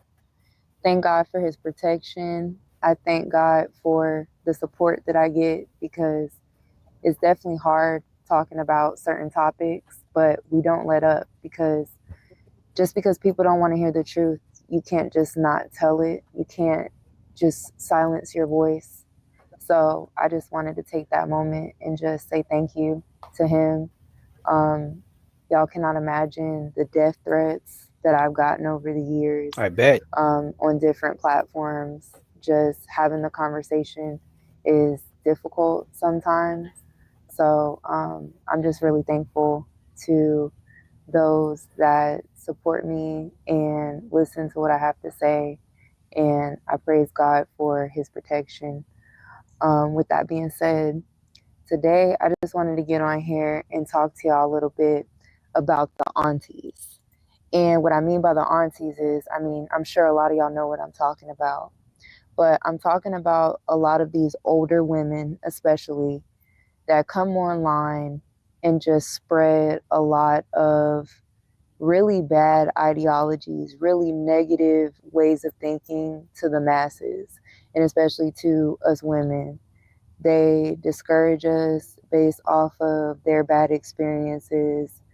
They project their negative emotions on us based off of what they've gone through. And a lot of them are just very miserable. They're very miserable. They're nasty. And they want us to be a part of their misery. Like, we've all heard the phrase, misery loves company. And it's so true. Misery loves company. These women who are spreading this stuff, they want us to be miserable just like them, whether they admit it or not. A lot of them don't even like to acknowledge that they're miserable or just address their misery. But it's the facts, and it reflects in their projection. A lot of them, they speak against relationships, they speak against marriage. They make it seem like men are just the scum of the earth, like there's just no positivity. They say, things like, marriage doesn't benefit women, and stay by yourself, be single, be celibate. They just preach all these different ideologies. And a lot of times it comes from the fact that they've either been married and had an unsuccessful marriage, a lot of times by their own doing and by their own fault. A lot of them have either not been able to attract the kind of man that they want, not be able to attract a man that has ever even asked to marry them, or just haven't been married. And sometimes they get the man they actually claim they want, but then they claim he's not good enough because they compare themselves to the next woman. And like I've said before, the only reason I believe they make that type of hate, like, towards men and don't get married, leave men alone, do this to the younger women, because I said before, they are competing with the younger women, because she knows if most women, because there's not enough rich men to go around. I was going to say not enough good men, but remember, to them, a good man is one who has money and willing to pay all their bills, right? So there's not enough good men to go around. So if a woman who's like 45 years old tells younger women, leave men alone, they're a headache, they're gonna, drive you crazy, leave them alone. If all those women say yes, guess what? She has less competition. So she has enough rich men. She has a higher chance of finding a rich man. Now they're old, they're alone, and they want to project those same nasty insecurities onto you. They want you to be alone too. And I just encourage y'all, if y'all listen to them, because I'm not going to lie, like, I'm a believer of eat the meat, spit out the bone. A lot of creators that we listen to, including myself, you're not going to agree with everything I say. Most people, you're not going to agree with everything that they say. So if you want to listen to them, cool. If you find something that is beneficial that they say that works for you, cool. Again, eat the meat, spit out the bones. But as far as really listening to these women, seeking them for advice, they're not the ones. Especially if you know, hey, I want a man, I want to be married, or even if you don't want to be married, I want a man.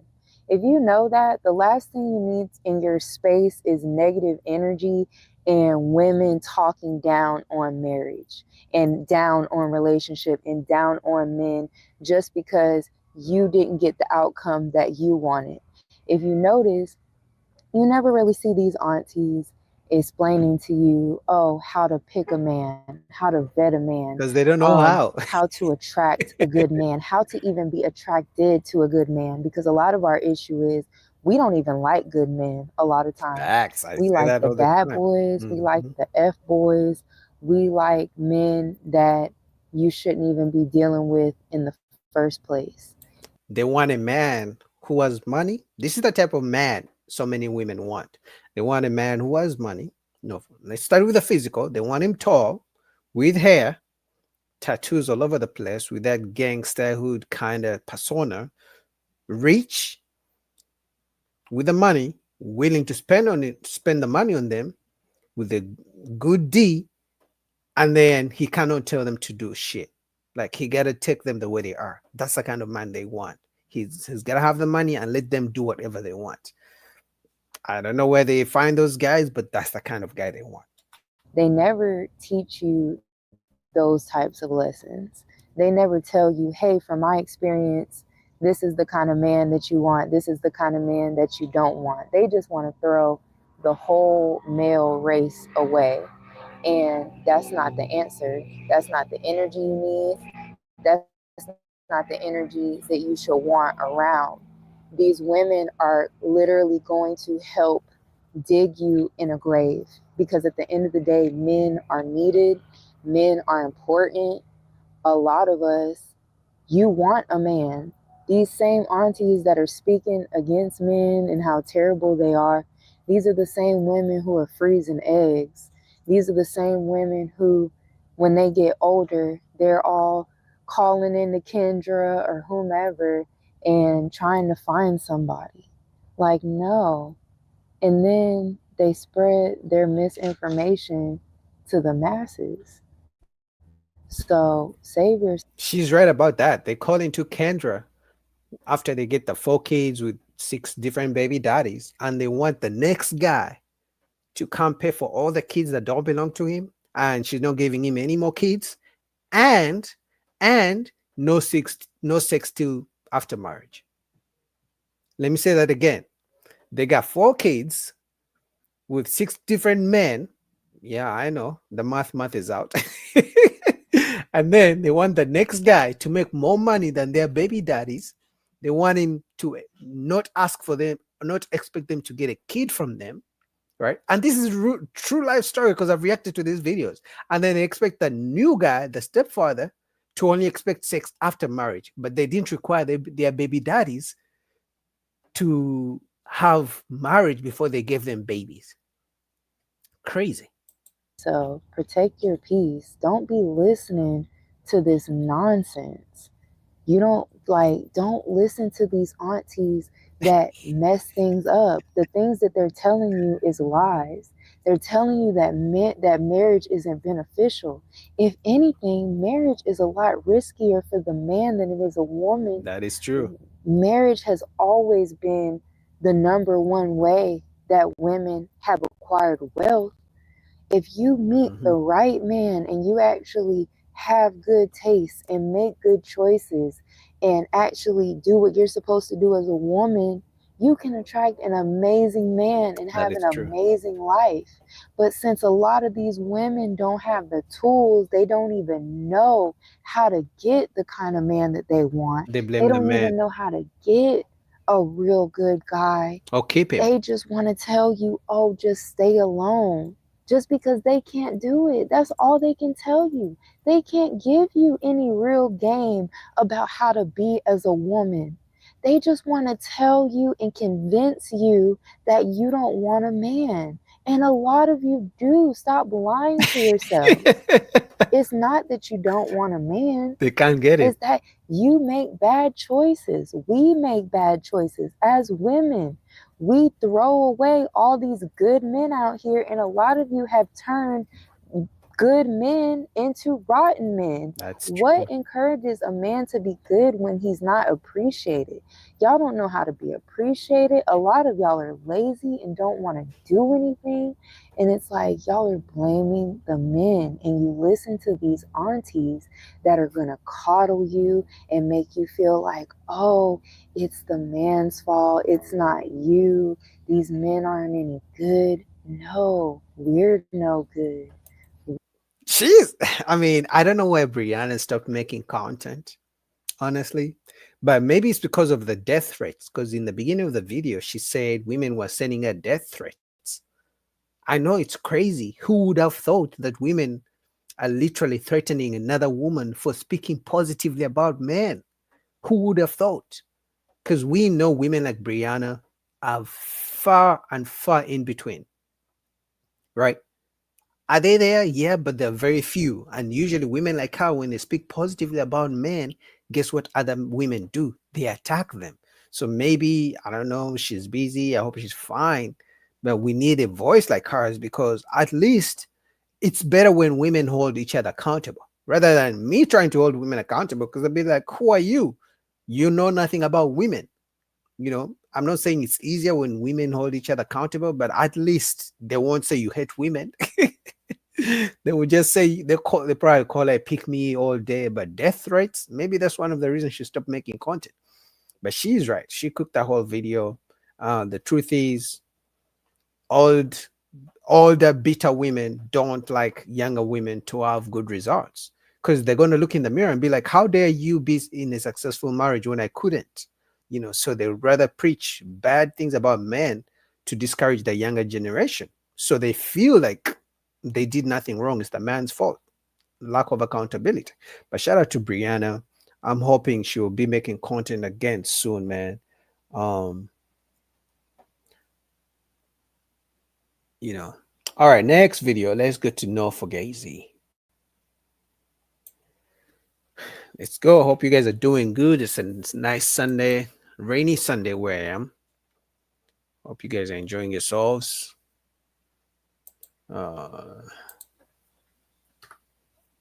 Let's go. Actually, give me 1 second, because I think I did this one last time, but let me just go right here.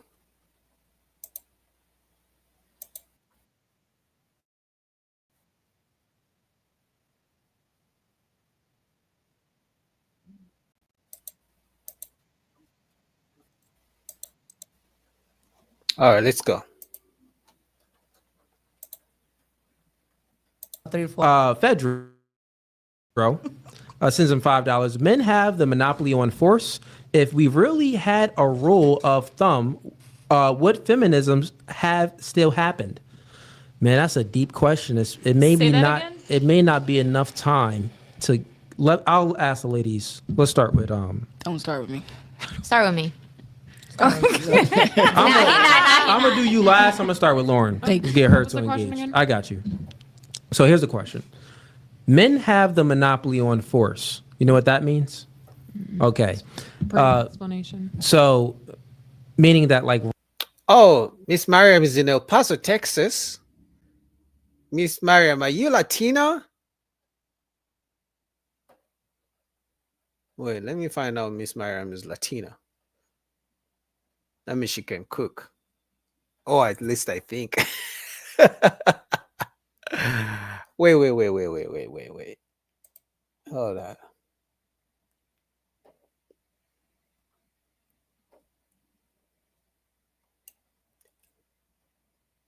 Let's go here. I've actually changed my mind. I'm not going to do this video anymore. Right. Let me go to Ken Regis, since she was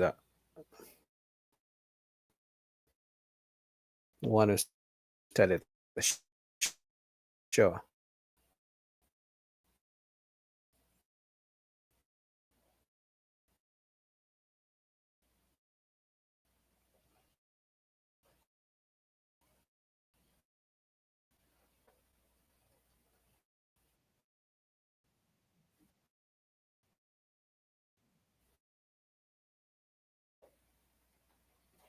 I see. I knew it.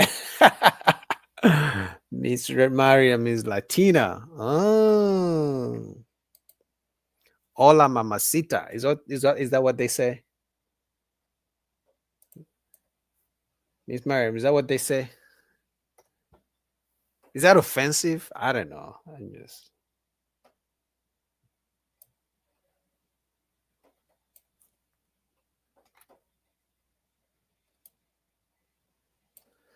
All right, next video. You guys probably don't expect me to play this one, but let's do it regardless.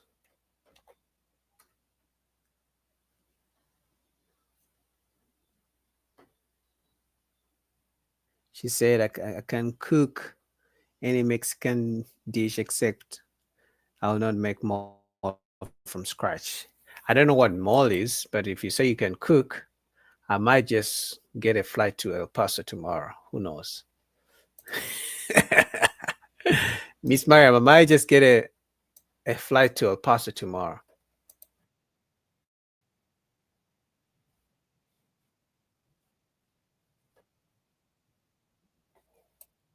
Oh, wait. I don't think I even put this on. All right, let's go. Okay. Oh, great. Tell me why. Tell me why. Because always the one more involved in the relationships. Men were always the one cheating.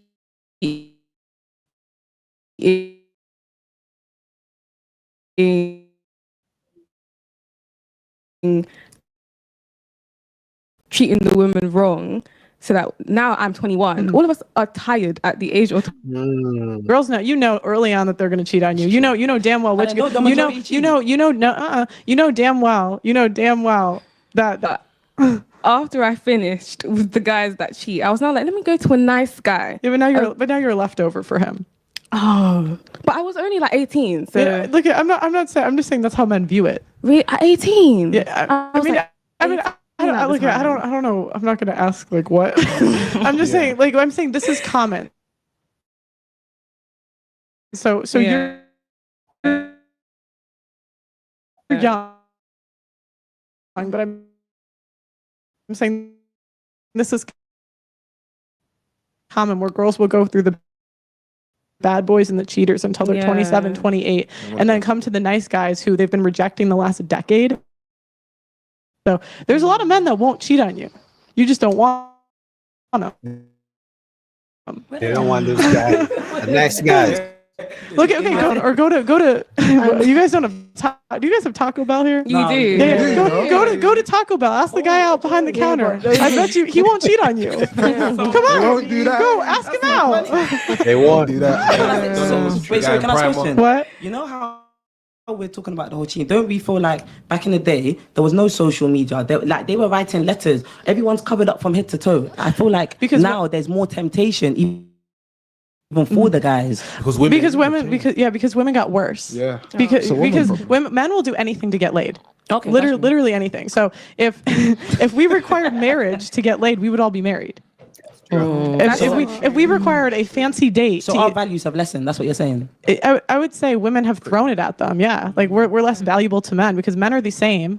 So can we ask the men like what's valuable to them? That would be interesting. Yeah. Go ahead. I mean, if you don't know what's valuable to men, then you have a lot of work to do. Because the same way because women want men to already know what they want, so women should know what men want. Like, what do you mean? Like, what does value mean to you in a woman? Femininity, submission, being my peace. Yeah, that's the key one. Yeah, that's important. So important. No argument. Yeah, that's it. Yeah, I would say literally the same stuff as him. Like literally the same. Being feminine, peace of mind. Being able to look at yourself as well and have self-development, like be able to actually say, accountability, yeah. Do you know what I mean? And being able to have a conversation about stuff like if there's an issue, which a lot of people can't do, to be honest. So also question, do you guys value purity? Would you guys What steps would rather have a girl that slept with 100 guys or one guy? She has to answer one, of course. Okay, 100. I'm not even talking to you. Okay, okay. 100. I ain't talking to you. Okay, let's say, would you rather have a girl that slept with 10 guys or 50? 10, obviously. Okay. Yeah, Okay. Okay, so you value purity. The Yeah, answer is yeah, yes. definitely, Okay, yeah. Same thing. Yeah, Like which some guys claim they don't care, but that's because I mean they wouldn't do any better anyway. It's like a man who has no money claiming he doesn't want a woman like Rihanna or Beyonce. Yeah, because you ain't got the money, Sway. You know what I mean? You don't have the money to get you a woman in Rihanna's caliber. So of course you don't care about Rihanna. It makes sense. And I'm using Rihanna as an example, or Lori Harvey, whichever, female celebrity that you think is gorgeous. If a man says, I don't want a woman like that, yeah, because your pockets ain't deep enough. That's what you can do. So if a man says he doesn't care if a woman has 100 bodies, yeah, because you wouldn't be able to get the woman who doesn't have those bodies. It's just what it is. Yeah. Okay. What about you? Same as me, but You know what's crazy? That you're talking about purity. I went into someone's TikTok live, but it's about purity, and she was talking about Andrew Tate, and he said the same kind of thing. Yeah. With girls sleeping with loads of people and the girls sleeping with less. And she said, well, I don't really care what guys think. I'll sleep with whoever I want and as much people as I want. There's nothing you could do about it.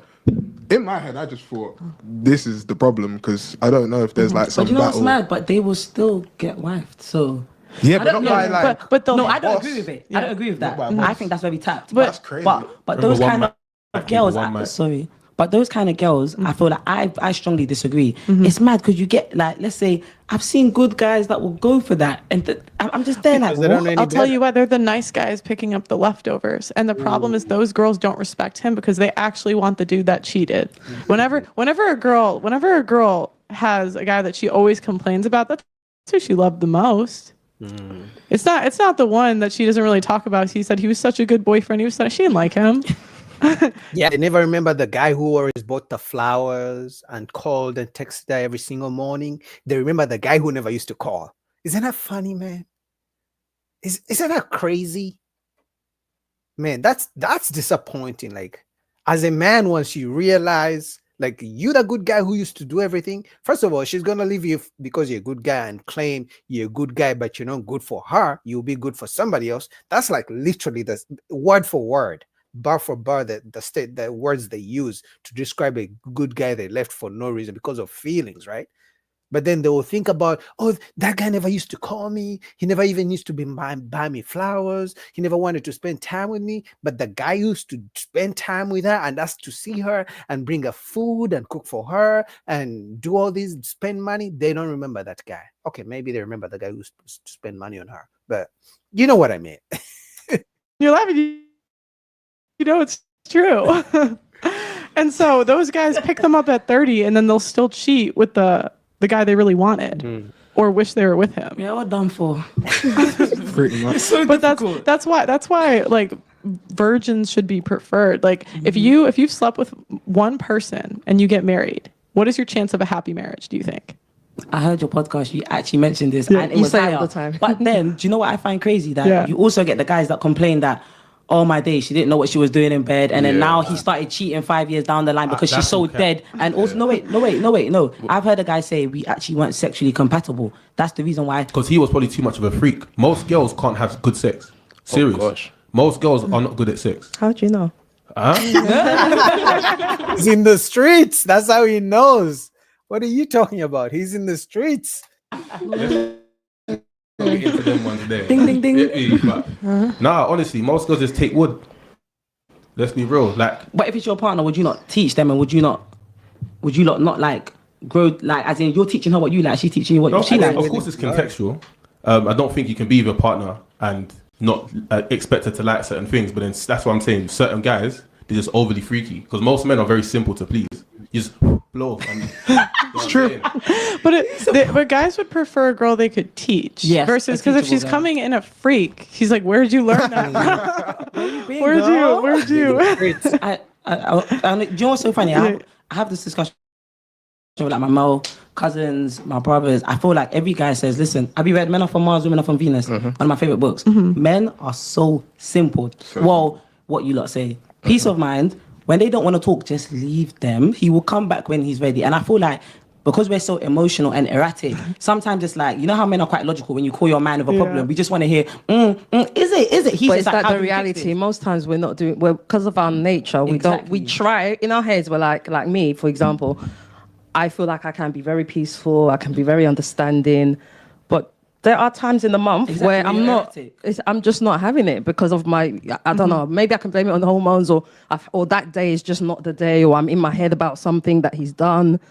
As much as I want to be peaceful, I might not be peaceful that day, and so I feel like. But then it wouldn't be your character. No, your, I'm your not. I'm character not. would be peaceful. I'm not saying that it's good that I'm like that. I know that it can be a problem, but relationships are never perfect. Do you know what I mean? Yeah, but you could control. I'll give her credit for even acknowledging that she has mood swings, because some women still blame men for their mood swings. They're like, you caused my mood swings. But she even said it could be my hormones, but at least she acknowledges the fact that sometimes she acts bitchy, because that's pretty much what she's trying to explain.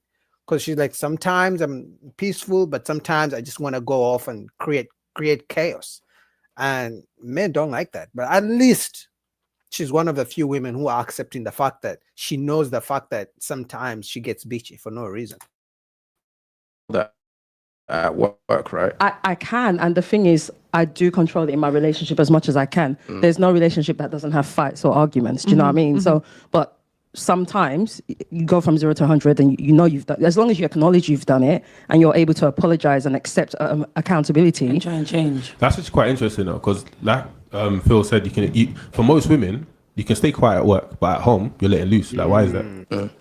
I mean, you have to communicate with someone. But why does your boss have more power than you? It depends on what you call letting loose. Some women are mad, and it's shouting and it's throwing plates. We see it on like Jordans, smashing phones, smashing cars. We see that, yeah. But a lot of women are not doing that. And also, can I say something? Before you got with that woman, I'm not going to lie, you should have seen her in all her seasons. When I say seasons, I mean how she's dealing with certain situations. I understand some women are tapped, some men are tapped, but I also feel like if you're getting with a woman, you should try and see her. You won't always see it though. You won't even. I think I agree. No, I feel like you can see everyone in their seasons. You just have to. I think that is true. But I think most guys who deal with toxic women, it's just the best they can do, man. Or they don't know any better. If a man grew up with a single mom who's toxic, that's all he knows his entire life, his entire existence. He thinks that's normal. That's why there are men, literally, and women too, who gravitate towards toxic people. If they find someone who's good and peaceful, they get offended. They feel insulted. They're like, how dare you not want chaos like me? You know what I mean? So that's why some people are literally, that's why you see a woman who's with an abusive guy, and the friends are like, leave him, and she doesn't want to leave him because maybe the dad or the mom or the uncle or somebody in her childhood, which is trauma, was abusive towards her. So it's like some people are really, really, really attracted to toxicity. Like they just can't leave. You see a nice guy, good job, good guy, outstanding citizen, but he's attracted to the most toxic women, and you're wondering why. You got to look in the childhood. What type of mom did he have? What type of household did he grow up in? Was he in foster homes? Like, where did he come from? Like, you know what I mean? To connect the dots on why some people are attracted to toxicity like that. Shout out to Jazz. Now, I don't know if this Jazz is a man, number one. I don't know if this Jazz is number two. And then I don't know if this is the other Jazz. I don't know if this is a Jazz that is best friends with Mariam. Mariam is gonna go off on me.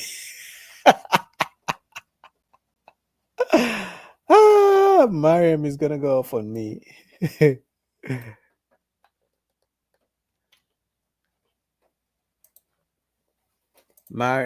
Guys, like the video. If you're just coming in, it's a nice Sunday, nice chilly Sunday. We're just in here. Got plenty of videos, so don't go nowhere. Let me cook up the next video real quick.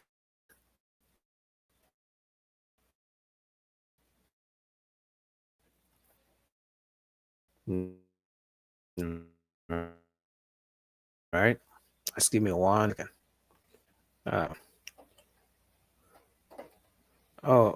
Shout out to CEO King in this. I see in the chat.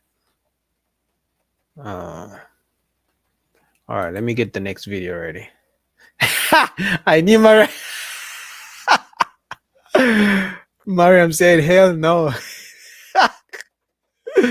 Oh my God. Mariam does not like jazz at all. I mean, I ain't got issues with jazz, to be honest. I mean, do I disagree? Yeah, but I don't. It's no big deal. All right, let's get to Cardi B. You guys heard that Offset is trying to get child spousal support from Cardi B, and women don't like it. Women don't like when it's the man's turn to get alimony after a divorce, because Cardi B makes much more money than Offset. But Offset is like, because Cardi B was complaining that Offset wants to take money from her and take properties and get spousal support. But women are fighting back. Women are saying men should stop trying to get money from women after divorce, even if women have been doing this forever. But women are saying enough with their equality. Women are tired of equality. They now want men to be providers again. They want men to be men and to stop wishing for equality in family court, in divorce court. Isn't that funny? Picking and choosing when you want to be equal to men. Also, when it's time for spousal support, you don't want the man to be equal to you, to take half. Let's talk about it. Let's go. To give him spousal support from Cardi B. And a lot of women are upset about this. And I'm excited because this is the equality that you guys asked for. I mean, think about it, really. If the situation was reversed and Offset made more money than Cardi B, he would be responsible for spousal support. Now, for months, when they were breaking up, I heard women saying that she doesn't need him. She makes more money than him. And the court knows that. And based upon no-fault divorce state law, she would need to maintain his lifestyle, which means they will look at what he's making, what she's making, and she will be paying spousal support of the difference to ensure that he can maintain the same type of lifestyle. Now, why don't ladies like this? I'm going to tell you why. You guys want equality until it doesn't suit you. And then you try to lean on patriarchal tropes. Well, you're the man. This is embarrassing. You should feel ashamed of yourself. No, you shouldn't. This is the law. And the law does not have a gender. And you guys wanted it to be applied equally. And that is exactly what's happening here. So stop your whining, shut up, and let this process play out. Because guess what? Y'all want to bring zero to the table, but when a divorce happens, you want to split everything 50-50. And now you're upset because the roles are reversed and Cardi is going to have to pay. She needs to pay her spousal support. She got to pay and her child support like every other man. You guys are grown men wearing Timberlands and dresses. So this is only fair. Offset asking for spousal support, aka alimony, is my final example as to why women, especially Black women, high-performing professional women, need to have prenups before they get married to some of these bums. And even if you're not marrying a bum, a prenup is not just for rich people. It protects you, your children, and your future self by just a little bit of prior proper planning. As a lawyer who is planning to marry a lawyer, we will absolutely be getting a prenup, and here are some reasons why. As you can see from Cardi B's public divorce, it's ugly. They could have avoided all of this legal battle if they had a prenup that laid out all of these things. It could include whether you're gonna give spousal support or not, and I would have said hell no to that man, go and get a job. It would have had child custody arrangements, living arrangements, what assets are divided evenly, what assets are kept by each individual person. What about debt? If you came in with your own personal credit card debt or student loans,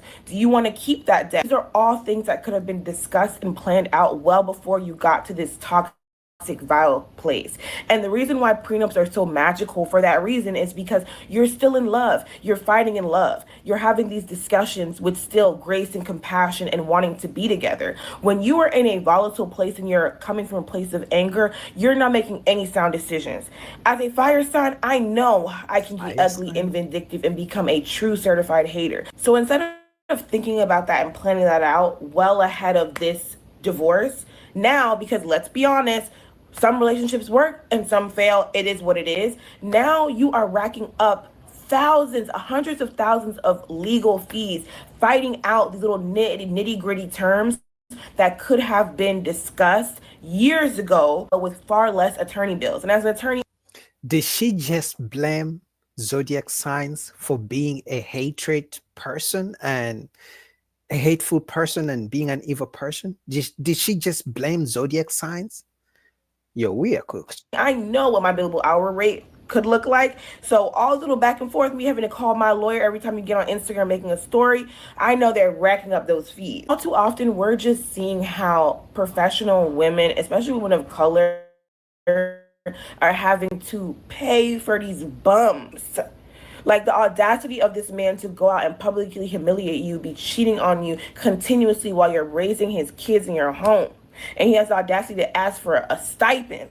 You've got to be kidding me. And if the court looks at the finances and sees that she's over earning him or he sacrificed time out making money to be home with the kids, etc., he could very well end up with spousal support. How crazy is that? When that could have all been avoided. Think about a It's not crazy. It's equality. Y'all don't want equality anymore? Ladies, should we go back to the real patriarchy? You don't want equality anymore? Or you only want equality when it's time for when you have to pay a man? What's going on? I thought we wanted equality for everything. AKA contract is that it can constantly be revised. If 5 years from now our prenup had us doing X and suddenly I want to stay at home with the kids, we're going to revisit that prenup, because that means all those years I'm foregoing a salary, but I was in the home making sure you don't have to pay daycare. That will be included in my alimony.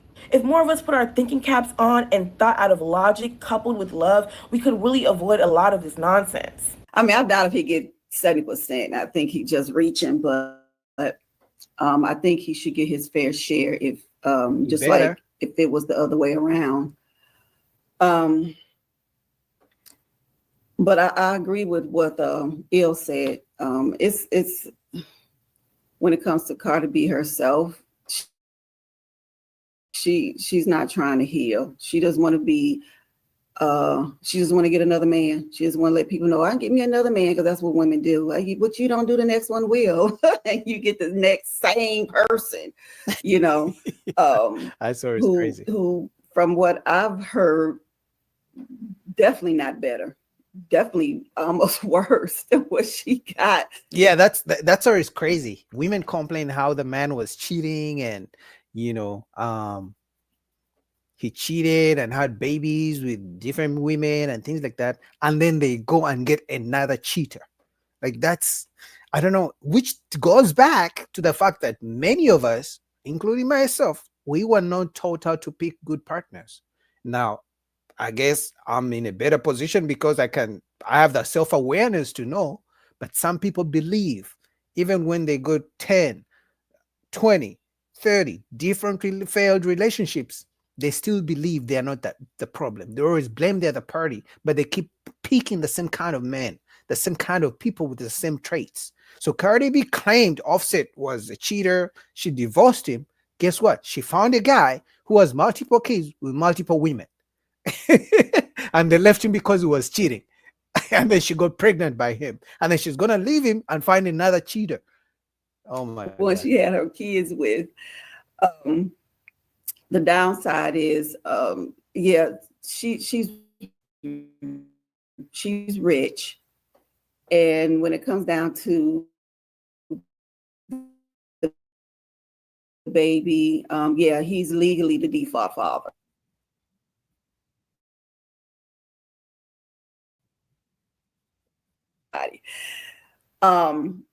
The downside is that's just the law. So I think that was tacky, to be honest with you.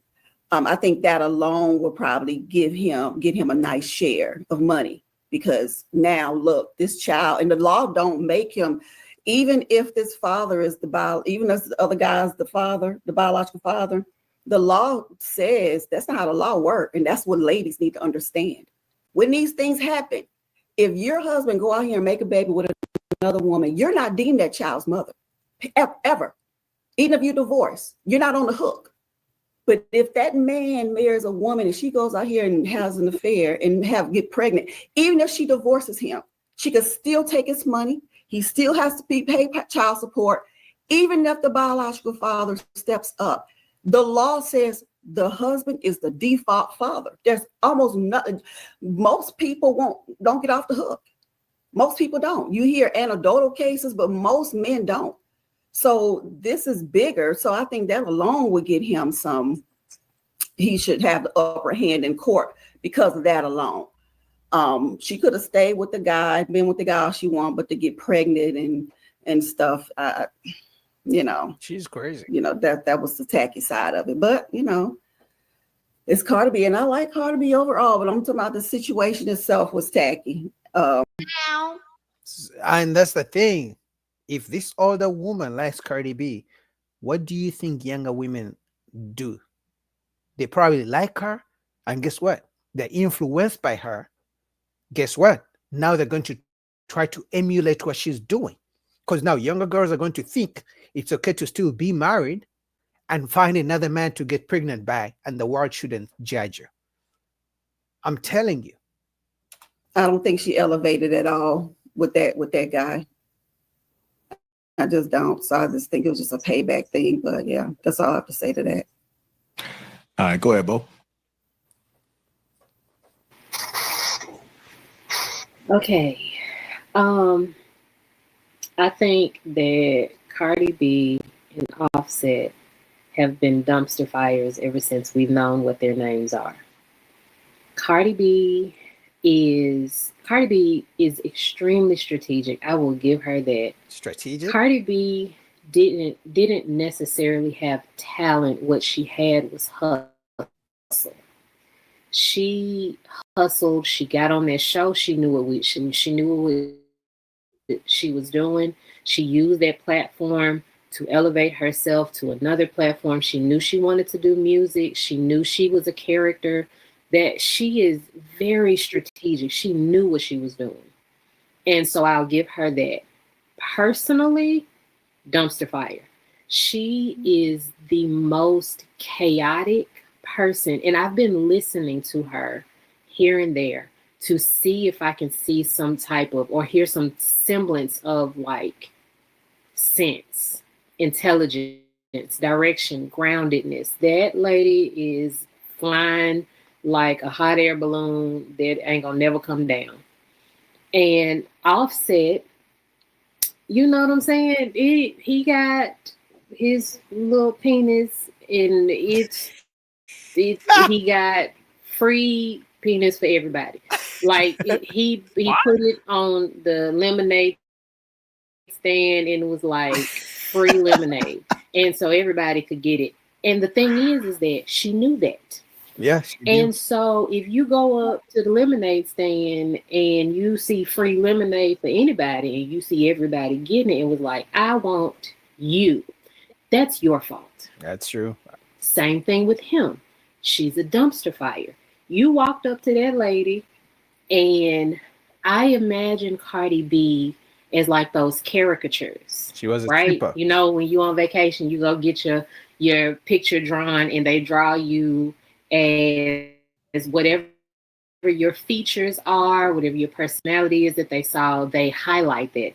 And hers is her mouth. And it's the biggest thing on the picture. And he walked up to that lady, and he knew that she had the biggest mouth in the world. And he got with her. And now he's complaining, I just wish everything wasn't so public. You shut your mouth, sir, because you picked that. You knew she was on that show. You knew what she was talking about. You knew how she portrayed herself. You knew how she carried herself. And you picked that anyway. Both of them deserve exactly what they get. Now, I can't believe I'm agreeing with Bo 2 times in a day. This new Bo, guys, we might have a new Bo on the show. She might not be a feminist after all, because I can't believe I'm agreeing with Bo twice a day. That's crazy. Shout out to you, Bo. I'll give you your flowers for now, because I know anytime you're going to switch up and go after men. As far as the 70-30 split, whatever the paperwork say, whatever is in black and white, because I am a fan of black and white. You got to put it in digital black and white, or I need it in physical black and white. And whatever that black and white say, that's why I tell people, go and get you a prenup and definitely get you a postnut. Whatever them words on that page say, hey, that's what it is. I don't know what to tell you. So whatever he get, he get. Whatever they got, they got. That's all I can say. I agree. Period. Let me just play this. Okay. But Go ahead, Miss. Well, I was gonna say, like, everybody's bringing up Cardi's past, and I'm not a fan of her behavior at all. I mean, I was there in her Love and Hip Hop days, so I saw firsthand the stories that she was telling about what she was doing. Okay, I agree with everything, especially with what Boheme said. They walked up to each other, they knew the mess they were getting in, and they chose each other. However, like at this point, I don't feel like that behavior is relevant in justifying this man coming and asking for 70%. And I think Ill has stated earlier that women do it all the time. Yes, they do. Okay. But for most cases, I'm not even going to say the majority. I will say for a lot of cases, the woman is the one at home raising the kids and running the household while this man is out playing in the NBA, making music, or whatever the case may be. So I think that's... So because the woman was staying home, she should get half? Like as if the man wasn't providing the entire time? Now, if the woman was staying home and she still had to pay bills, okay, I understand. But making it seem like as if he wasn't doing anything just because she was staying home, she was enjoying the lifestyle the NBA player was providing. So now when it's time for equality, now you're saying men shouldn't get their half? No, give men their half. Something that should be kind of taken into consideration as well. Yeah, I definitely disagree with that. Yeah. Because if I'm making $60 million a year based on a talent that I've cultivated since I was a little boy at the expense of my social life, that's why a lot of these dudes are so goofy with women, because they don't know women. All they know is the gym. So I've been shooting the ball since I was 7. I meet you at 24, and I'm just asking you to take care of your children that you had, not children I'm bringing. It's not like you're playing stepmom. Anything your heart's desire. And the fact that I'm rich, more than likely, they're not doing it alone, or they're doing it with the most high technical mothering assistants as far as microwaves, or it's like they got the best. So it's not like they got to do a whole lot. Really, everything is taken care of for these women. So the only thing they really have to do is just love the fucking kids. Just be there. And you think because we divorced, because I created a life for you where the only thing you had to do was love us, you are entitled to 70% of my money? That's absolutely ridiculous. That's bullshit. So back to the Offset situation. Offset already had money. So I don't think it's a money grab. Like he didn't get his wealth from being married to her. These women are coming in. They did a study. They did a study where most women, like some of the richest women in the world, their wealth are coming from divorces. Yeah. So I think Jeff Bezos' ex-wife and Bill Gates' ex-wife, I think they're the richest women, and they all got it after divorce. That's true. They're not coming into it with this skill set that has entitled them to money. Like, I think if y'all divorced and you set up a woman for a certain lifestyle, you should break her off something. So you don't. But we've seen women with no talent, no contributions, take men's everything. And back to Cardi B, what we have to realize is just because her transgressions are in public doesn't mean that she hasn't done things. And I ain't even talking about cheating. I'm just talking about being a wife or being a mother. You don't know what issues they had behind the scenes that could have led to certain disgruntled issues with him, her and Offset. You know, I know it's low-hanging fruit to say, hey, he cheated. But look how she carried herself. How you know he might want her to tone it down or something like that? There's certain things that conversation he might have with her behind the scenes that she give him a hard time about. Look how she acts publicly. So imagine how she acts in the house. Because contrary to contrary to popular belief, getting lit it can't be your only talent. So you were describing her grind. She knew how to get lit and make herself popular, but unfortunately, she never grew as a woman. And if you're not grown as a woman, getting lit can't save you. She doesn't have the right advisors around her to even give her legal advice to say, hey, you're in the state of Georgia. If you do have a baby, he might be able to, you know what I'm saying? So it's like she know how to get lit, but has she learned how to be a wife and a woman yet? I don't know. He makes a good point, because she was claiming that because a woman was staying home, she should get half. That's not true. I mean, it happens, but that's not the way it should be. And let's say it's going to happen like that. Then if the woman makes more, the guy can get half as well. Obviously, she doesn't like that because it doesn't favor women, right? Number two, usually when a relationship ends, the woman is the first one to come out. Oh, he was a cheater. Oh, he was abusive. Most times, most men don't speak up, right? And I believe the women come out and trash the man. Oh, he had a small dick. Oh, he was a 2-minute man. Oh, he was a cheater. Oh, he was abusive. All these things because they want to pretend like they were the victim. That way, the next man doesn't know exactly who they are. Because the next guy, who's Stefan Diggs, doesn't know how cuckoo, how crazy Cardi B is behind scenes because Offset didn't really come out and say the worst things about her. So Stefan Diggs is coming in thinking, oh, he's finding a queen. He doesn't know what Offset had to deal with, because the truth is most men suffer in silence. They never come out to be like, she doesn't cook, she's abusive, she's always calling me out of my name, she fights me. Most guys go through that behind the scenes, but they never speak up. So we can judge Offset all we want, but Cardi B is not a saint. But that's something that Offset should have figured out and filtered through before he married her. He married this woman based on. He tried to make an honest woman. Nah, because y'all the same people. I ain't gonna say y'all.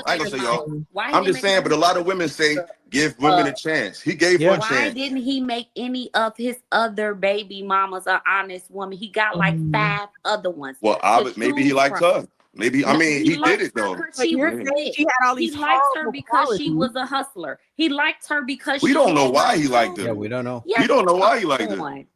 I mean, we don't know why he liked her. He might could have liked her because she had some good sex. It's like it may not have been that deep. These people are young. It's a gold digger situation. I feel like it was a money grab from the beginning because they both have money. No, Offset worth as much as Cardi is right It now. doesn't matter, but he's not broke either. He wasn't broke. When Offset got with Cardi B, the Migos were still together and they were hot. Like they were all over the radio. Everywhere Migos was going crazy. It wasn't until they broke up that he came a little bit down. But when they got together, Offset was definitely on the higher up compared to Cardi B. Has he ever been? And if that was the case, then why is he hassling her for 70%? If you got your money and I got my money, and we both know we messed up in this situation, let's walk away amicably and co-parent peacefully. She gave him a 4th child, according to y'all, in the state of Georgia. If she gets pregnant, so now he has a 4th child that on paper, I guess he's responsible for, but that's his prerogative. Like what's her name? Excuse me. Like Boheme said, it's black and white. They both a mess. We know that, but it's black and white. And women have set a precedent, especially on these panels and these podcasts, where they always turn a blind eye to women taking everything from men who didn't deserve nothing. So why all of a sudden this is so egregious? It's like if you're gonna let that be the precedent, then this is fair game. If they want to play that game, well, this is super fair. I want to say they hate equality when it's time for them to pay. When it comes to money, that's why I was telling you guys prior that when you see these women who cry about, oh, I want to be an independent woman, I want a career, but those same women who makes the 6 figures and they got their bosses, the entrepreneurs, they got businesses, because they all scream about, oh, for some reason, every woman on social media makes 6 figures and they have a business and they have they all have businesses. But it's funny that they claim they're independent, but they still want the man to provide. So it's the same thing here. They scream they got the money, but when it comes to pay up, oh no, a real man shouldn't take a woman's money. I thought you're independent, you're a boss, you don't need no man. You got it figured out. Why don't you pay the man his money? I totally and vehemently disagree with the whole get your lick back thing. I don't believe in that. If a man chooses to sleep around, it is not a woman's job to try to match their behavior. So let me say that she's 100% wrong in that situation. Okay. However, that doesn't justify what I feel is a money grab. I feel it is. It is a money grab, but it's justified by her actions. But no, because I'm divorcing my husband, I'm not going to ask for 70%. I want 50. I want half of what I helped you build. And what is that? You want but you've seen, you won't, and that's commendable of you, but you've seen most women, they take it all and they ain't did shit. So this is where it's called collateral damage. Welcome to 2025. What judge is letting these women take it all? Because a woman doesn't just take it all. But we've seen it though. It all. So what happened for the judge to award her all? Equality happened. What happened is the law says whoever makes more money gets to give half. That's what happened. It's not just the judge, it is the law, and that's the law women have been celebrating for thousands of years. So guess what? Times have changed and times are slowly changing. Two things are happening. Men are not dating broke women or getting married to broke women. And number two, if they're gonna get rich women and they're gonna collect half when it's time for divorce. He just had a bad lawyer. Like, come on, we can't keep making excuses. Like, if it happens to the other person, it's fair game. Like, that's my thing with like women today. To me, you could get whatever you can get it. But women want to play this game. They want to play the I got more money than you game. They want to play the I got more real estate. I'm educated. It's fair game. We can do everything the men can do. Not everything, but at least economically, we can compete with men. I'm all for it. But when you step into those shoes, you like a lot of women say, I can do what a man can do. You know, you can't tell me what to do. You can't control my body. Hey, my thing is this. I'm all for everything. Whatever you want to do it. But don't be upset with the ramifications of what you get involved in. So, because men like this, men say, hey, if I cheat, my shorty catch me, it is what it's fucked up. Like, we deal with the ramifications of what we do. At least publicly, we know what could come with that. We're not going to cry and all that shit. But women want all the perks of the independence of choice and all of that, but when they have to deal with the penalty of it, it's what he's a man. It's like you can't play that game. If this is the game you fought to play it, man. Oh, for sure. Shout out to this man. He was cooking, but you would think that's common sense, right? You would think the common sense says women fought for equality. They wanted to be equal to men. If the man makes more money, gives half to the woman. You would think equality says if the woman makes more money, give half to the man. No, but they don't see that. For some reason, at that point, they become blind. Isn't that funny? If for some reason, this woman need to be taken to the doctor's office to check their eyes out to see if they can really see the situation. But shout out to Lapeef, man. That was funny. I had to react to that, man. When I saw that title, I was like, oh yeah, this is gonna be good. All right, next, so we did that. Let's go to Ashley. There's this lady, man. You guys are gonna enjoy this video, because if you think that the Lulu was gone, the delusion was gone, the delusion of people out here, we still got it. So let's go. Just give me 1 second. But I hope you guys are doing good. Shout out to you guys for tuning in on this nice Sunday. We got it. So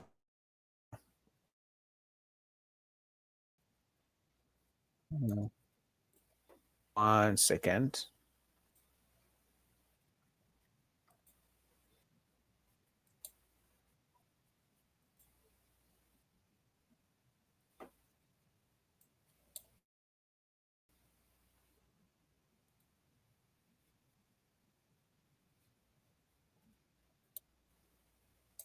Oh Lord.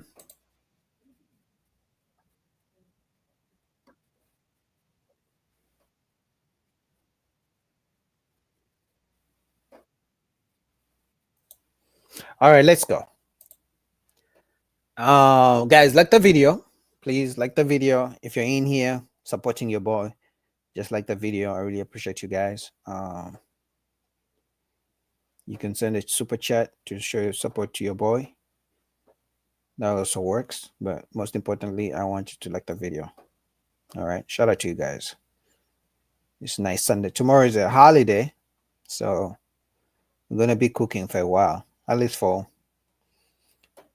I don't know. I got more videos, so I don't even want to say how many, but I got more videos. Anyway, let's go.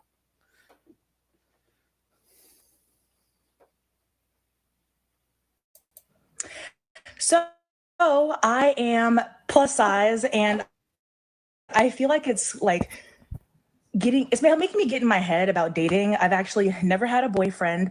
Up until now, I consider myself a lesbian, but I've been trying to date more men. I've always been bisexual, but I just find that women are a lot more accepting, and I've never really felt the same sort of level of like attraction and want as a woman. So I would love any advice that you could give. I'm almost 400 pounds, but I do, I feel like I look 400 cute. I have a pounds. really nice shape. People always tell me that they don't think I weigh that much, but I think it's more like mental. I know that men 400 pounds and people don't think you weigh that much. want to enjoy my body, but I've never had anyone really want me for me, I guess. And it's also a little bit difficult to date because I am high earning. I'm a full-time content creator. And whenever I meet guys, I usually tell them I'm a teacher, because I am a Hebrew teacher, but you get those comments like, oh, you're big money, you're this, this, and I'm trying to avoid that. I don't even bring over to my apartment because of that. So I want the truth and any compliments or not compliments, advice you could give me to level up. So I will say this, there is a group of men in the world who love plus size women, right? I say most African men, most Caribbean men like a full figure woman. I know that for sure. Not dated- 400 pounds. Ashley, you don't know nothing about African men or Caribbean men. Not 400 pounds. I'm telling you. And I'm from the continent. You don't know nothing. No, the men who want 400-pound women are the broke ones, whether in the US, whether in Africa. I'm telling you. Men who are African from the continent. Broke ones. Have you dated Caribbean men? Broke ones. So I live here in Houston, Texas, and I get approached and stopped. Like literally, they will not let me get out of my car, or like they'll be like blocking me in by Africans all the time. Really? But I feel like there's a lot of cultural differences. And, a lot of African men, they expect their women to be like a certain way, like, don't do this, don't do that. And I just find that it never works out. Also, I feel like a lot of African guys, they don't have that like quote unquote swag, They're like, oh, there's no girls in my village like you. But I'm like, yeah, I'm not going back to your village. No, what they mean, there are no women who are 400 pounds in their villages. Not that there's anything, well, there's something special about you. You wear a lot, but yeah. And then I don't mean, respectfully, I don't mean an African man who's straight from the continent, who just arrived here this year. Right. Maybe someone who's more, they've lived here a bit longer. They've, lived in America a little bit longer. Right. I would say a good 10 plus years. They're more like Americanized, I would have to say. And then I believe the way that I carry myself and even the way that I speak, I prefer Black men, but they're always like, oh, you date white guys, don't you? And so I work at a synagogue. So most of the people that I'm around are white, but I prefer to date Black. So it's kind of like, people have one perception of me and they tend to put me in a box. But it's kind of hard because I feel like, too quote unquote white, even though I'm fully Black for Black men. But then for white guys, I tend to get fetishized. So So this would be my advice to you, Ken. If I'm keeping it real, I would want you to drop the weight. I would want you to lose weight. And you said you're 400 pounds, right, Ken? I'm 365 pounds. And for any women that are looking for plus size clothes, follow me because I post every day. All right. So I want us to get the weight down. Can we start with 100 pounds? Can we start there? So I actually lost 130 pounds 2 years ago, and I was getting approached a lot, but I feel like a lot of women go through like body dysmorphia, and people were treating me so differently that I almost didn't know how to handle it. Like it was giving me a lot of anxiety. So I do believe if I dropped the weight, it would be helpful. Even my mother says that. She's like, well, if that's the only thing you think that, is not working for you, change it. But I felt like even when I changed it, I was getting approached by more men, but not like the quality of men that I would want. Because you were still big. Because if you're 400 pounds right now and you lost 100 pounds before, that means you dropped down to 300 pounds. I'm sorry, she seems like a nice lady, but she's still big. You know what she sounds like? And I'm a man, so I'm going to tell you something, right? what this woman sounds like is like a man who's broke, can't keep a job, and wonders why women don't want it. Because the first thing as a man that you have to do is to accept the fact that no woman is going to want you for you. She's going to want you because you provide something. I don't care if that something is dick. I don't care if that something is weed. I don't care if that something is time. But most importantly, most of them are going to want you because of the money, if you're a provider. That's why Kevin Hart, worth $300 million, shorter than, I don't know, anybody on earth, can still get nice women. But there's so many tall guys who can't get a woman to save their life.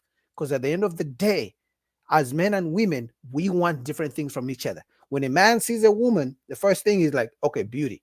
When a woman sees a woman, okay, it's going to be physical. But then when she sees him putting up in a Lamborghini, something's going to change. She's going to be like, okay, he's short, but I'll give him a chance. She's struggling to face the fact that men are really about the physical. Unfortunately, the same way women are really care about a man's height, the difference is a man can improve his height if he gets the wallet taller, if you know what I mean. But shout out to Miss Mariam for the $2 super chat. Always showing support and love to your boy. I actually just made Miss Mariam a moderator for my channel. So for you guys who talk shit, Miss Mariam will time you out. All right, let's go. And what type of man do you want specifically? A rich How much man. money does he make? What's his lifestyle like? What is his character? The Can you standards are going to describe be that high. for me? Look at the standards. For sure. Watch. Definitely a high earner See. just because I am. See? I Oh like, my God. over 100K a year, which is Oh my kind of God. hard. I'm honestly not too big on like finances. I mean, of course I am, but I feel like with men, especially black men, you know, some of them are just not there yet. But you know, I care about education. On my dating apps, when I use them, I always like try to filter out people that have like a graduate degree or above. High earning. I am not too big. I mean, of course, got to be cute in the face, but I'm not against dating someone who's bigger because I am bigger. But really, like, you know, fun, a sense of travel and adventure. I actually went on a 30-day road trip to Alaska, so I don't have a regular job. I want someone that can, you know, be free, kind of like how I am. And my mother told me I should go to Afrotech to like meet some guys because I'm here in Your Houston. mother. But someone that just has their shit together, you know? I feel like now a lot of women are like, oh, he has to make this and do this. It's honestly kind of hard sometimes just finding a man that has like a solid job, his own apartment, and like That's a not car. So I just want That's someone who not like true. is a full functioning. That's not true. Most average men have those things. They have a Toyota Camry that's 2010. They have an apartment. They make $60,000 a year. You guys don't want those guys. This woman is 400 pounds and she says she wants a man who makes six figures, a high earner. Guess what? A woman who's 110 pounds also wants that same kind of man. Why would the man who makes six figures choose her over the woman who's 110 pounds and goes to the gym 4 times a day, 4 times a week? Like, that doesn't, like, seriously. Like, just using common sense. Seriously. The same thing would happen if, why would a woman choose a man who can't keep a job over a man who makes 6 figures? It's just the opposite from what men and women want. How come she can't see this? How can she have the capacity to make so much money, but she doesn't have the capacity to see such easy, logical adult and, you know, can have a conversation. There was a man about 3 months ago who actually. Before you tell me that, sorry to cut you off, Ken, about that you met 3 months ago, I want you to know, and it's unfortunate that we live in a superficial world, and I'm not saying you don't look beautiful or you don't keep yourself put together, because I think you do, right?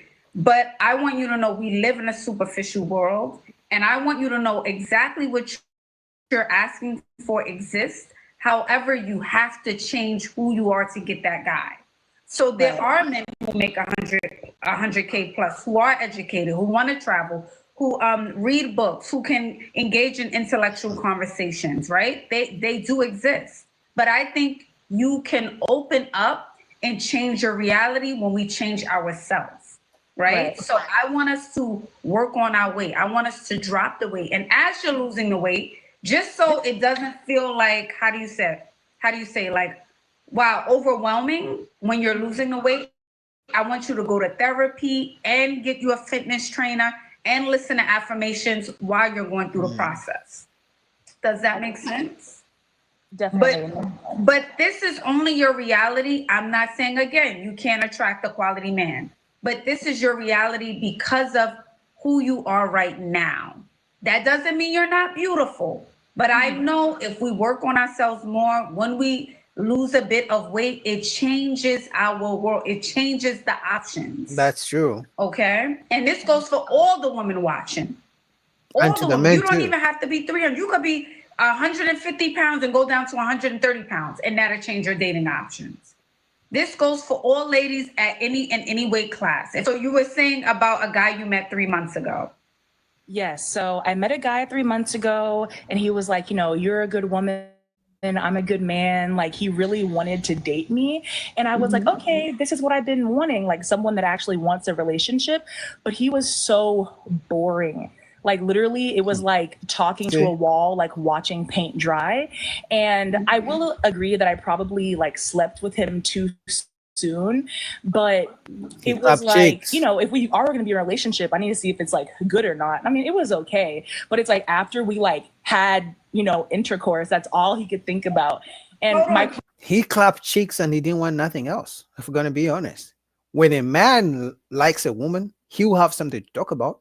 That's for sure. That I know for sure. Even if he's the kind of guy who doesn't talk too much, because I believe, obviously now, this is part of my job. I gotta talk, but in the real life, like outside of the camera, I don't talk like that, right? But when I'm around a beautiful woman, I mean, words come out. You know what I mean? When I'm around interesting people, so she's blaming the man for not being able to hold conversation. Maybe she's not that interesting. Maybe she's boring herself. But we know that always women blame men for being boring. For some reason, every woman believes she's a comedian. Every woman believes she's funny. Every woman believes she's confident. And it's the men who are unconfident, who can't hold a conversation. You know, we know how the story goes. Yeah, hold on, Ken. Ken, you over here talk about men sexualizing you, but you saying you got to test the eggplant first. Hold up now. So you want demon time too? Well, no, this was like after a month, and he was like pressing me to be in a relationship. I was like, I don't even know if I'm like, I don't know. Like, he was, maybe because I hadn't had anyone that wanted to be with me like that before. He was so adamant he wanted me to be his girlfriend. I was like, wait, this is like too much for me. I think it was also maybe I wasn't really feeling him like that. But you know, he bought me jewelry for my birthday and like did all the things that I wanted, but he just wasn't for me. So it was why wasn't he for you? Was it his looks? Was it probably what money. was it that changed after you guys had sex? What changed? He changed. He just wasn't really interesting. I feel like I'm someone. He had a fetish. We're gonna be honest. Some guys have fetishes for oversized. I mean, she's plus size, plus, but yeah. One that gets bored kind of quickly. And I'm not trying to say like I was just like, oh, I just kicked him to the curb. Ashley, he was so boring. You know, whenever you sit with someone and y'all have nothing to talk about, like you have nothing in common, or whenever you're really holding the conversation and then you stop and then the conversation just drops. I really want to be with someone where we can actually have a bond, like have a friendship, you know, not just let's do it. And But wait, Ken, outside of, you know, intimacy, was he taking you on dates? Was he doing things for you? Was he making sure you were okay? Were you guys, you know, trying different hobbies, doing different things? Was he bringing you flowers, cards, and candy? Outside of being boring, did he check those boxes? Yes. So he was doing all of the things. She's lying. That most women want from a man. She's lying. But he was boring. So you cut him She's off lying. because he was boring. That's what you're telling me, Ken. I cut him off because I didn't think he was very emotionally. You know how I know she's lying? Because that's a man she claims was boring. If I put him in front of two bad bitches, he's not going to be a boring guy anymore. I can guarantee you that. Because one way, in fact, women know this.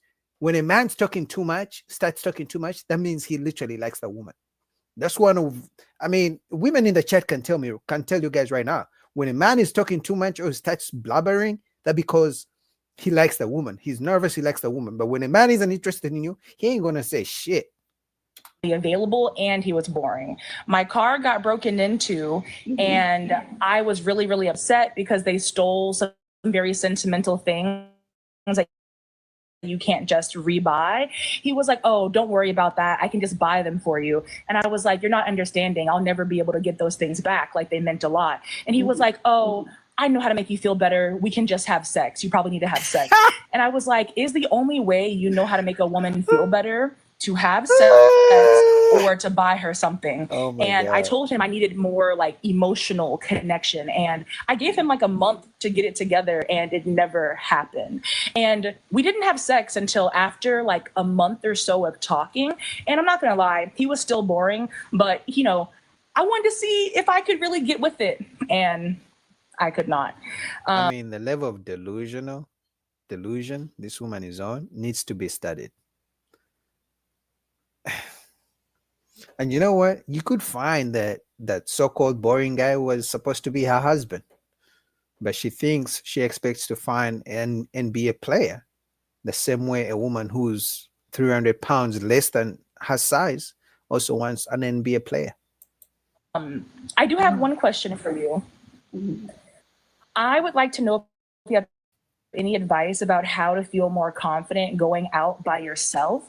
Because of my job being a content creator, which I'm sure you can relate to. I mean, I see you going out and stuff, but I tend to feel very isolated sometimes in my apartment. Like, I literally have so many boxes that I need to unpack.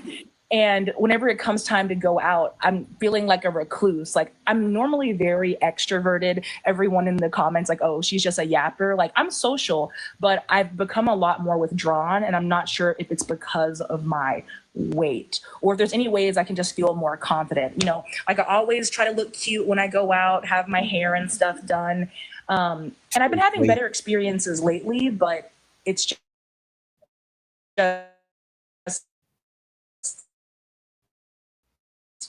lot. Yeah, I would say definitely when women start to feel this in my goals, I know for sure when we don't want to go out, it's because of our weight. It's because of the conversations we're having with ourselves, like a self-esteem thing. So once we get this together, right, we start back on our routine, we're working out, and we push ourselves to get out the house, right? You have to make it a habit. Just like you're dedicated to content, you have to be dedicated to getting out the And house. dedicated to the gym. So that means once or twice a week, you're going to a bar, you're going to an event, you're going out, you're socializing. So you get more comfortable in those spaces. And after a while, as a content creator, it gets boring. It's always just you. You should want to be around others. Right. You should want to like be able to put your phone down and just have a regular conversation that's not about TikTok or not about Instagram. Right. Does that make sense? So 100%. I want you to work on you, Ken. I know you're beautiful. I know you're confident in who you are, but I want you to continue to improve that, right? So go for your walks, change up your diet, work on you. I think you have a lot of potential. You're a very smart girl. You have a lot going for yourself, but I think you will open up your options 100 times more and get the guy that you think doesn't exist if you drop the weight. I promise you. I promise you, you will. The only good advice about that was the fact that she needs to lose weight. 400 pounds. I mean, being a man who makes 6 figures and the best of your options is a 400-pound woman is almost similar to a woman who's in shape, looks beautiful, got her shit going on, you know, looking great, with a man who can't keep a job, or with a man who's in and out of jail. Now, some women pull it off because they like bad boys, but as a man, if you're out here on your shit, I don't know, man.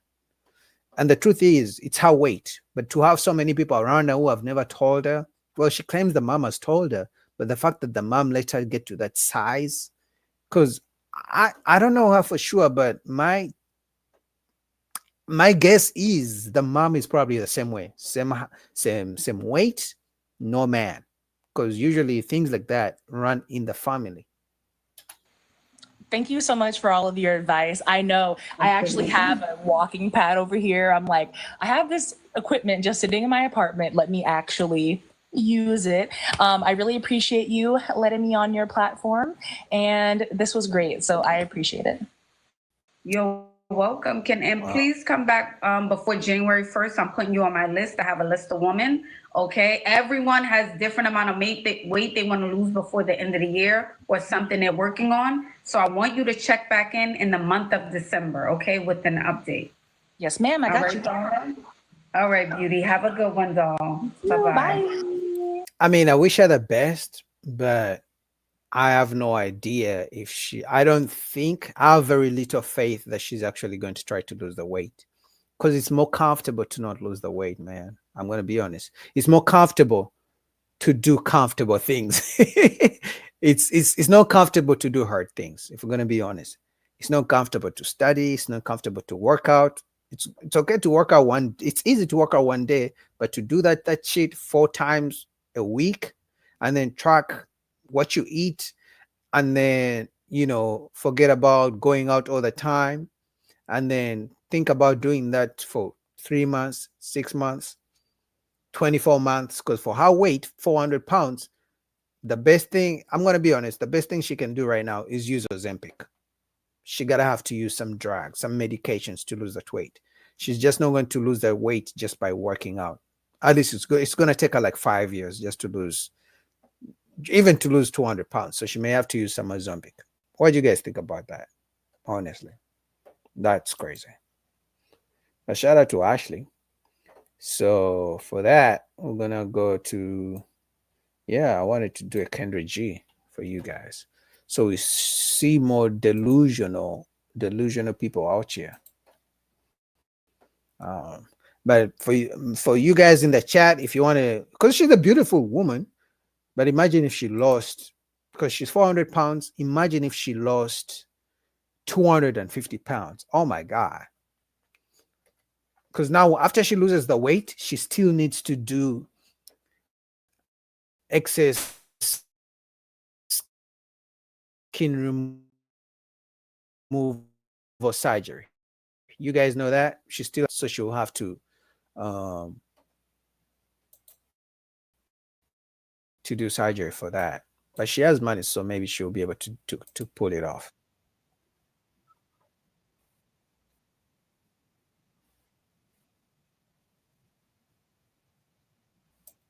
Mariam says she can fast every other day and eat healthy on other days.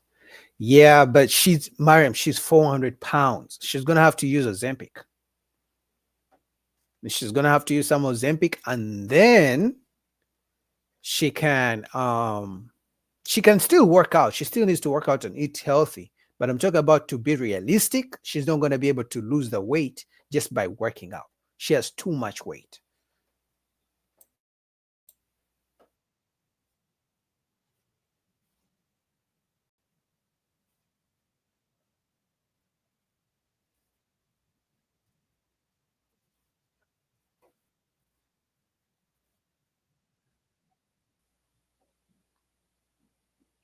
All right, next video.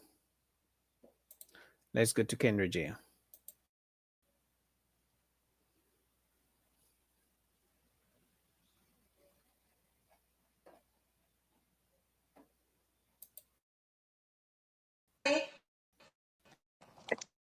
Stephanie. Stephanie? And where you calling me from? New York City. New York City, okay. New York City, how old are you? I'm 32. 32, and what, do you have any kids? No, I don't have any kids. No kids, and what do you do for a living? I'm a physician. You're a what? Physician? I'm a doctor. Okay. What kind of doctor? I'm doing my residency in internal medicine. Okay. And have you ever been married? No. Do you believe in zodiac signs? Not really. All right. So we got New York City, 32, no kids, is a doctor. Well, I want someone who's very family oriented, Christian, because it's very important for me. I'm Christian, and someone educated. I think education is very important. So I'm educated. I'm still going to school. So I want someone who's educated, who's like ready to get married, having kids, because I'm 32. So I want to get married. I want to have kids. I don't have time to play games anymore. So yeah. Okay, what are your deal breakers? Smokers, like cigarette, weeds, whatever, all those stuff. I can't deal with like any type of smoking. So no smokers. Someone who's like not serious, like someone who's gonna wait like 2-3 years or 4 years or whatever to get engaged and get married. No, I don't have time for that anymore. So no, but I'm like ready. You want a decision maker, a man that takes Exactly. has a plan. Isn't this the trend? Like, because she says she's 32. So in her 20s, she didn't really focus on marriage. And now when they get 32 or whatever age they believe they're ready for marriage, then they want to rush the process. I don't think that ends well. It's like you should have started that process when you were still a little bit younger. But no man, even if a perfect man comes tomorrow, you're not going to rush a man into marriage. You know what I mean? Because now the man has to learn you. Like, are you going to change as soon as they put the ring on your finger? Because you just want, so they just want the marriage, but they don't want to be a wife. That's the difference. Okay, should he look a certain way? I mean, maybe a little bit taller than me. I'm 5'3", so I'm not that picky. Yeah, I just want a good guy who's like, you know, who knows exactly what he wants, who knows how to take care of a family, and who's going to be able to support myself and, you know, my family. Okay. Provider. So with that being said, should he make a certain amount of money? Well, I don't like to talk about numbers because I mean I'm a doctor, so I do have like Oh, your phone went out. expectation, you know. I'm not gonna put a number on it because I can't put a number, but definitely someone who's gonna be able to you know, follow my standards, you know, have a certain lifestyle and yeah. No, yeah. Standards. So you want a man who's going to make money to pay your bills, but he's going to follow your standards? Oh, well, good luck. But you know what? If you are such a good catch, you would be choosing from some of the, because she says she's you know, doing a residency to become a doctor. She would be choosing from some of those men in the residency. So why isn't she choosing one of those guys? Or why? How come those guys are not choosing her? The guys she's around.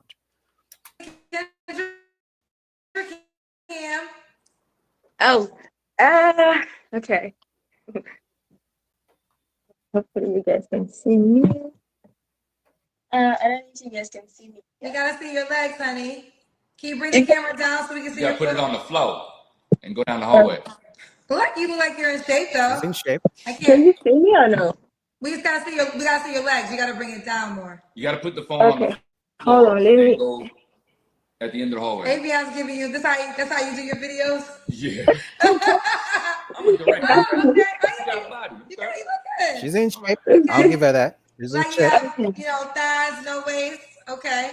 When was your last relationship? Ooh. She ran off.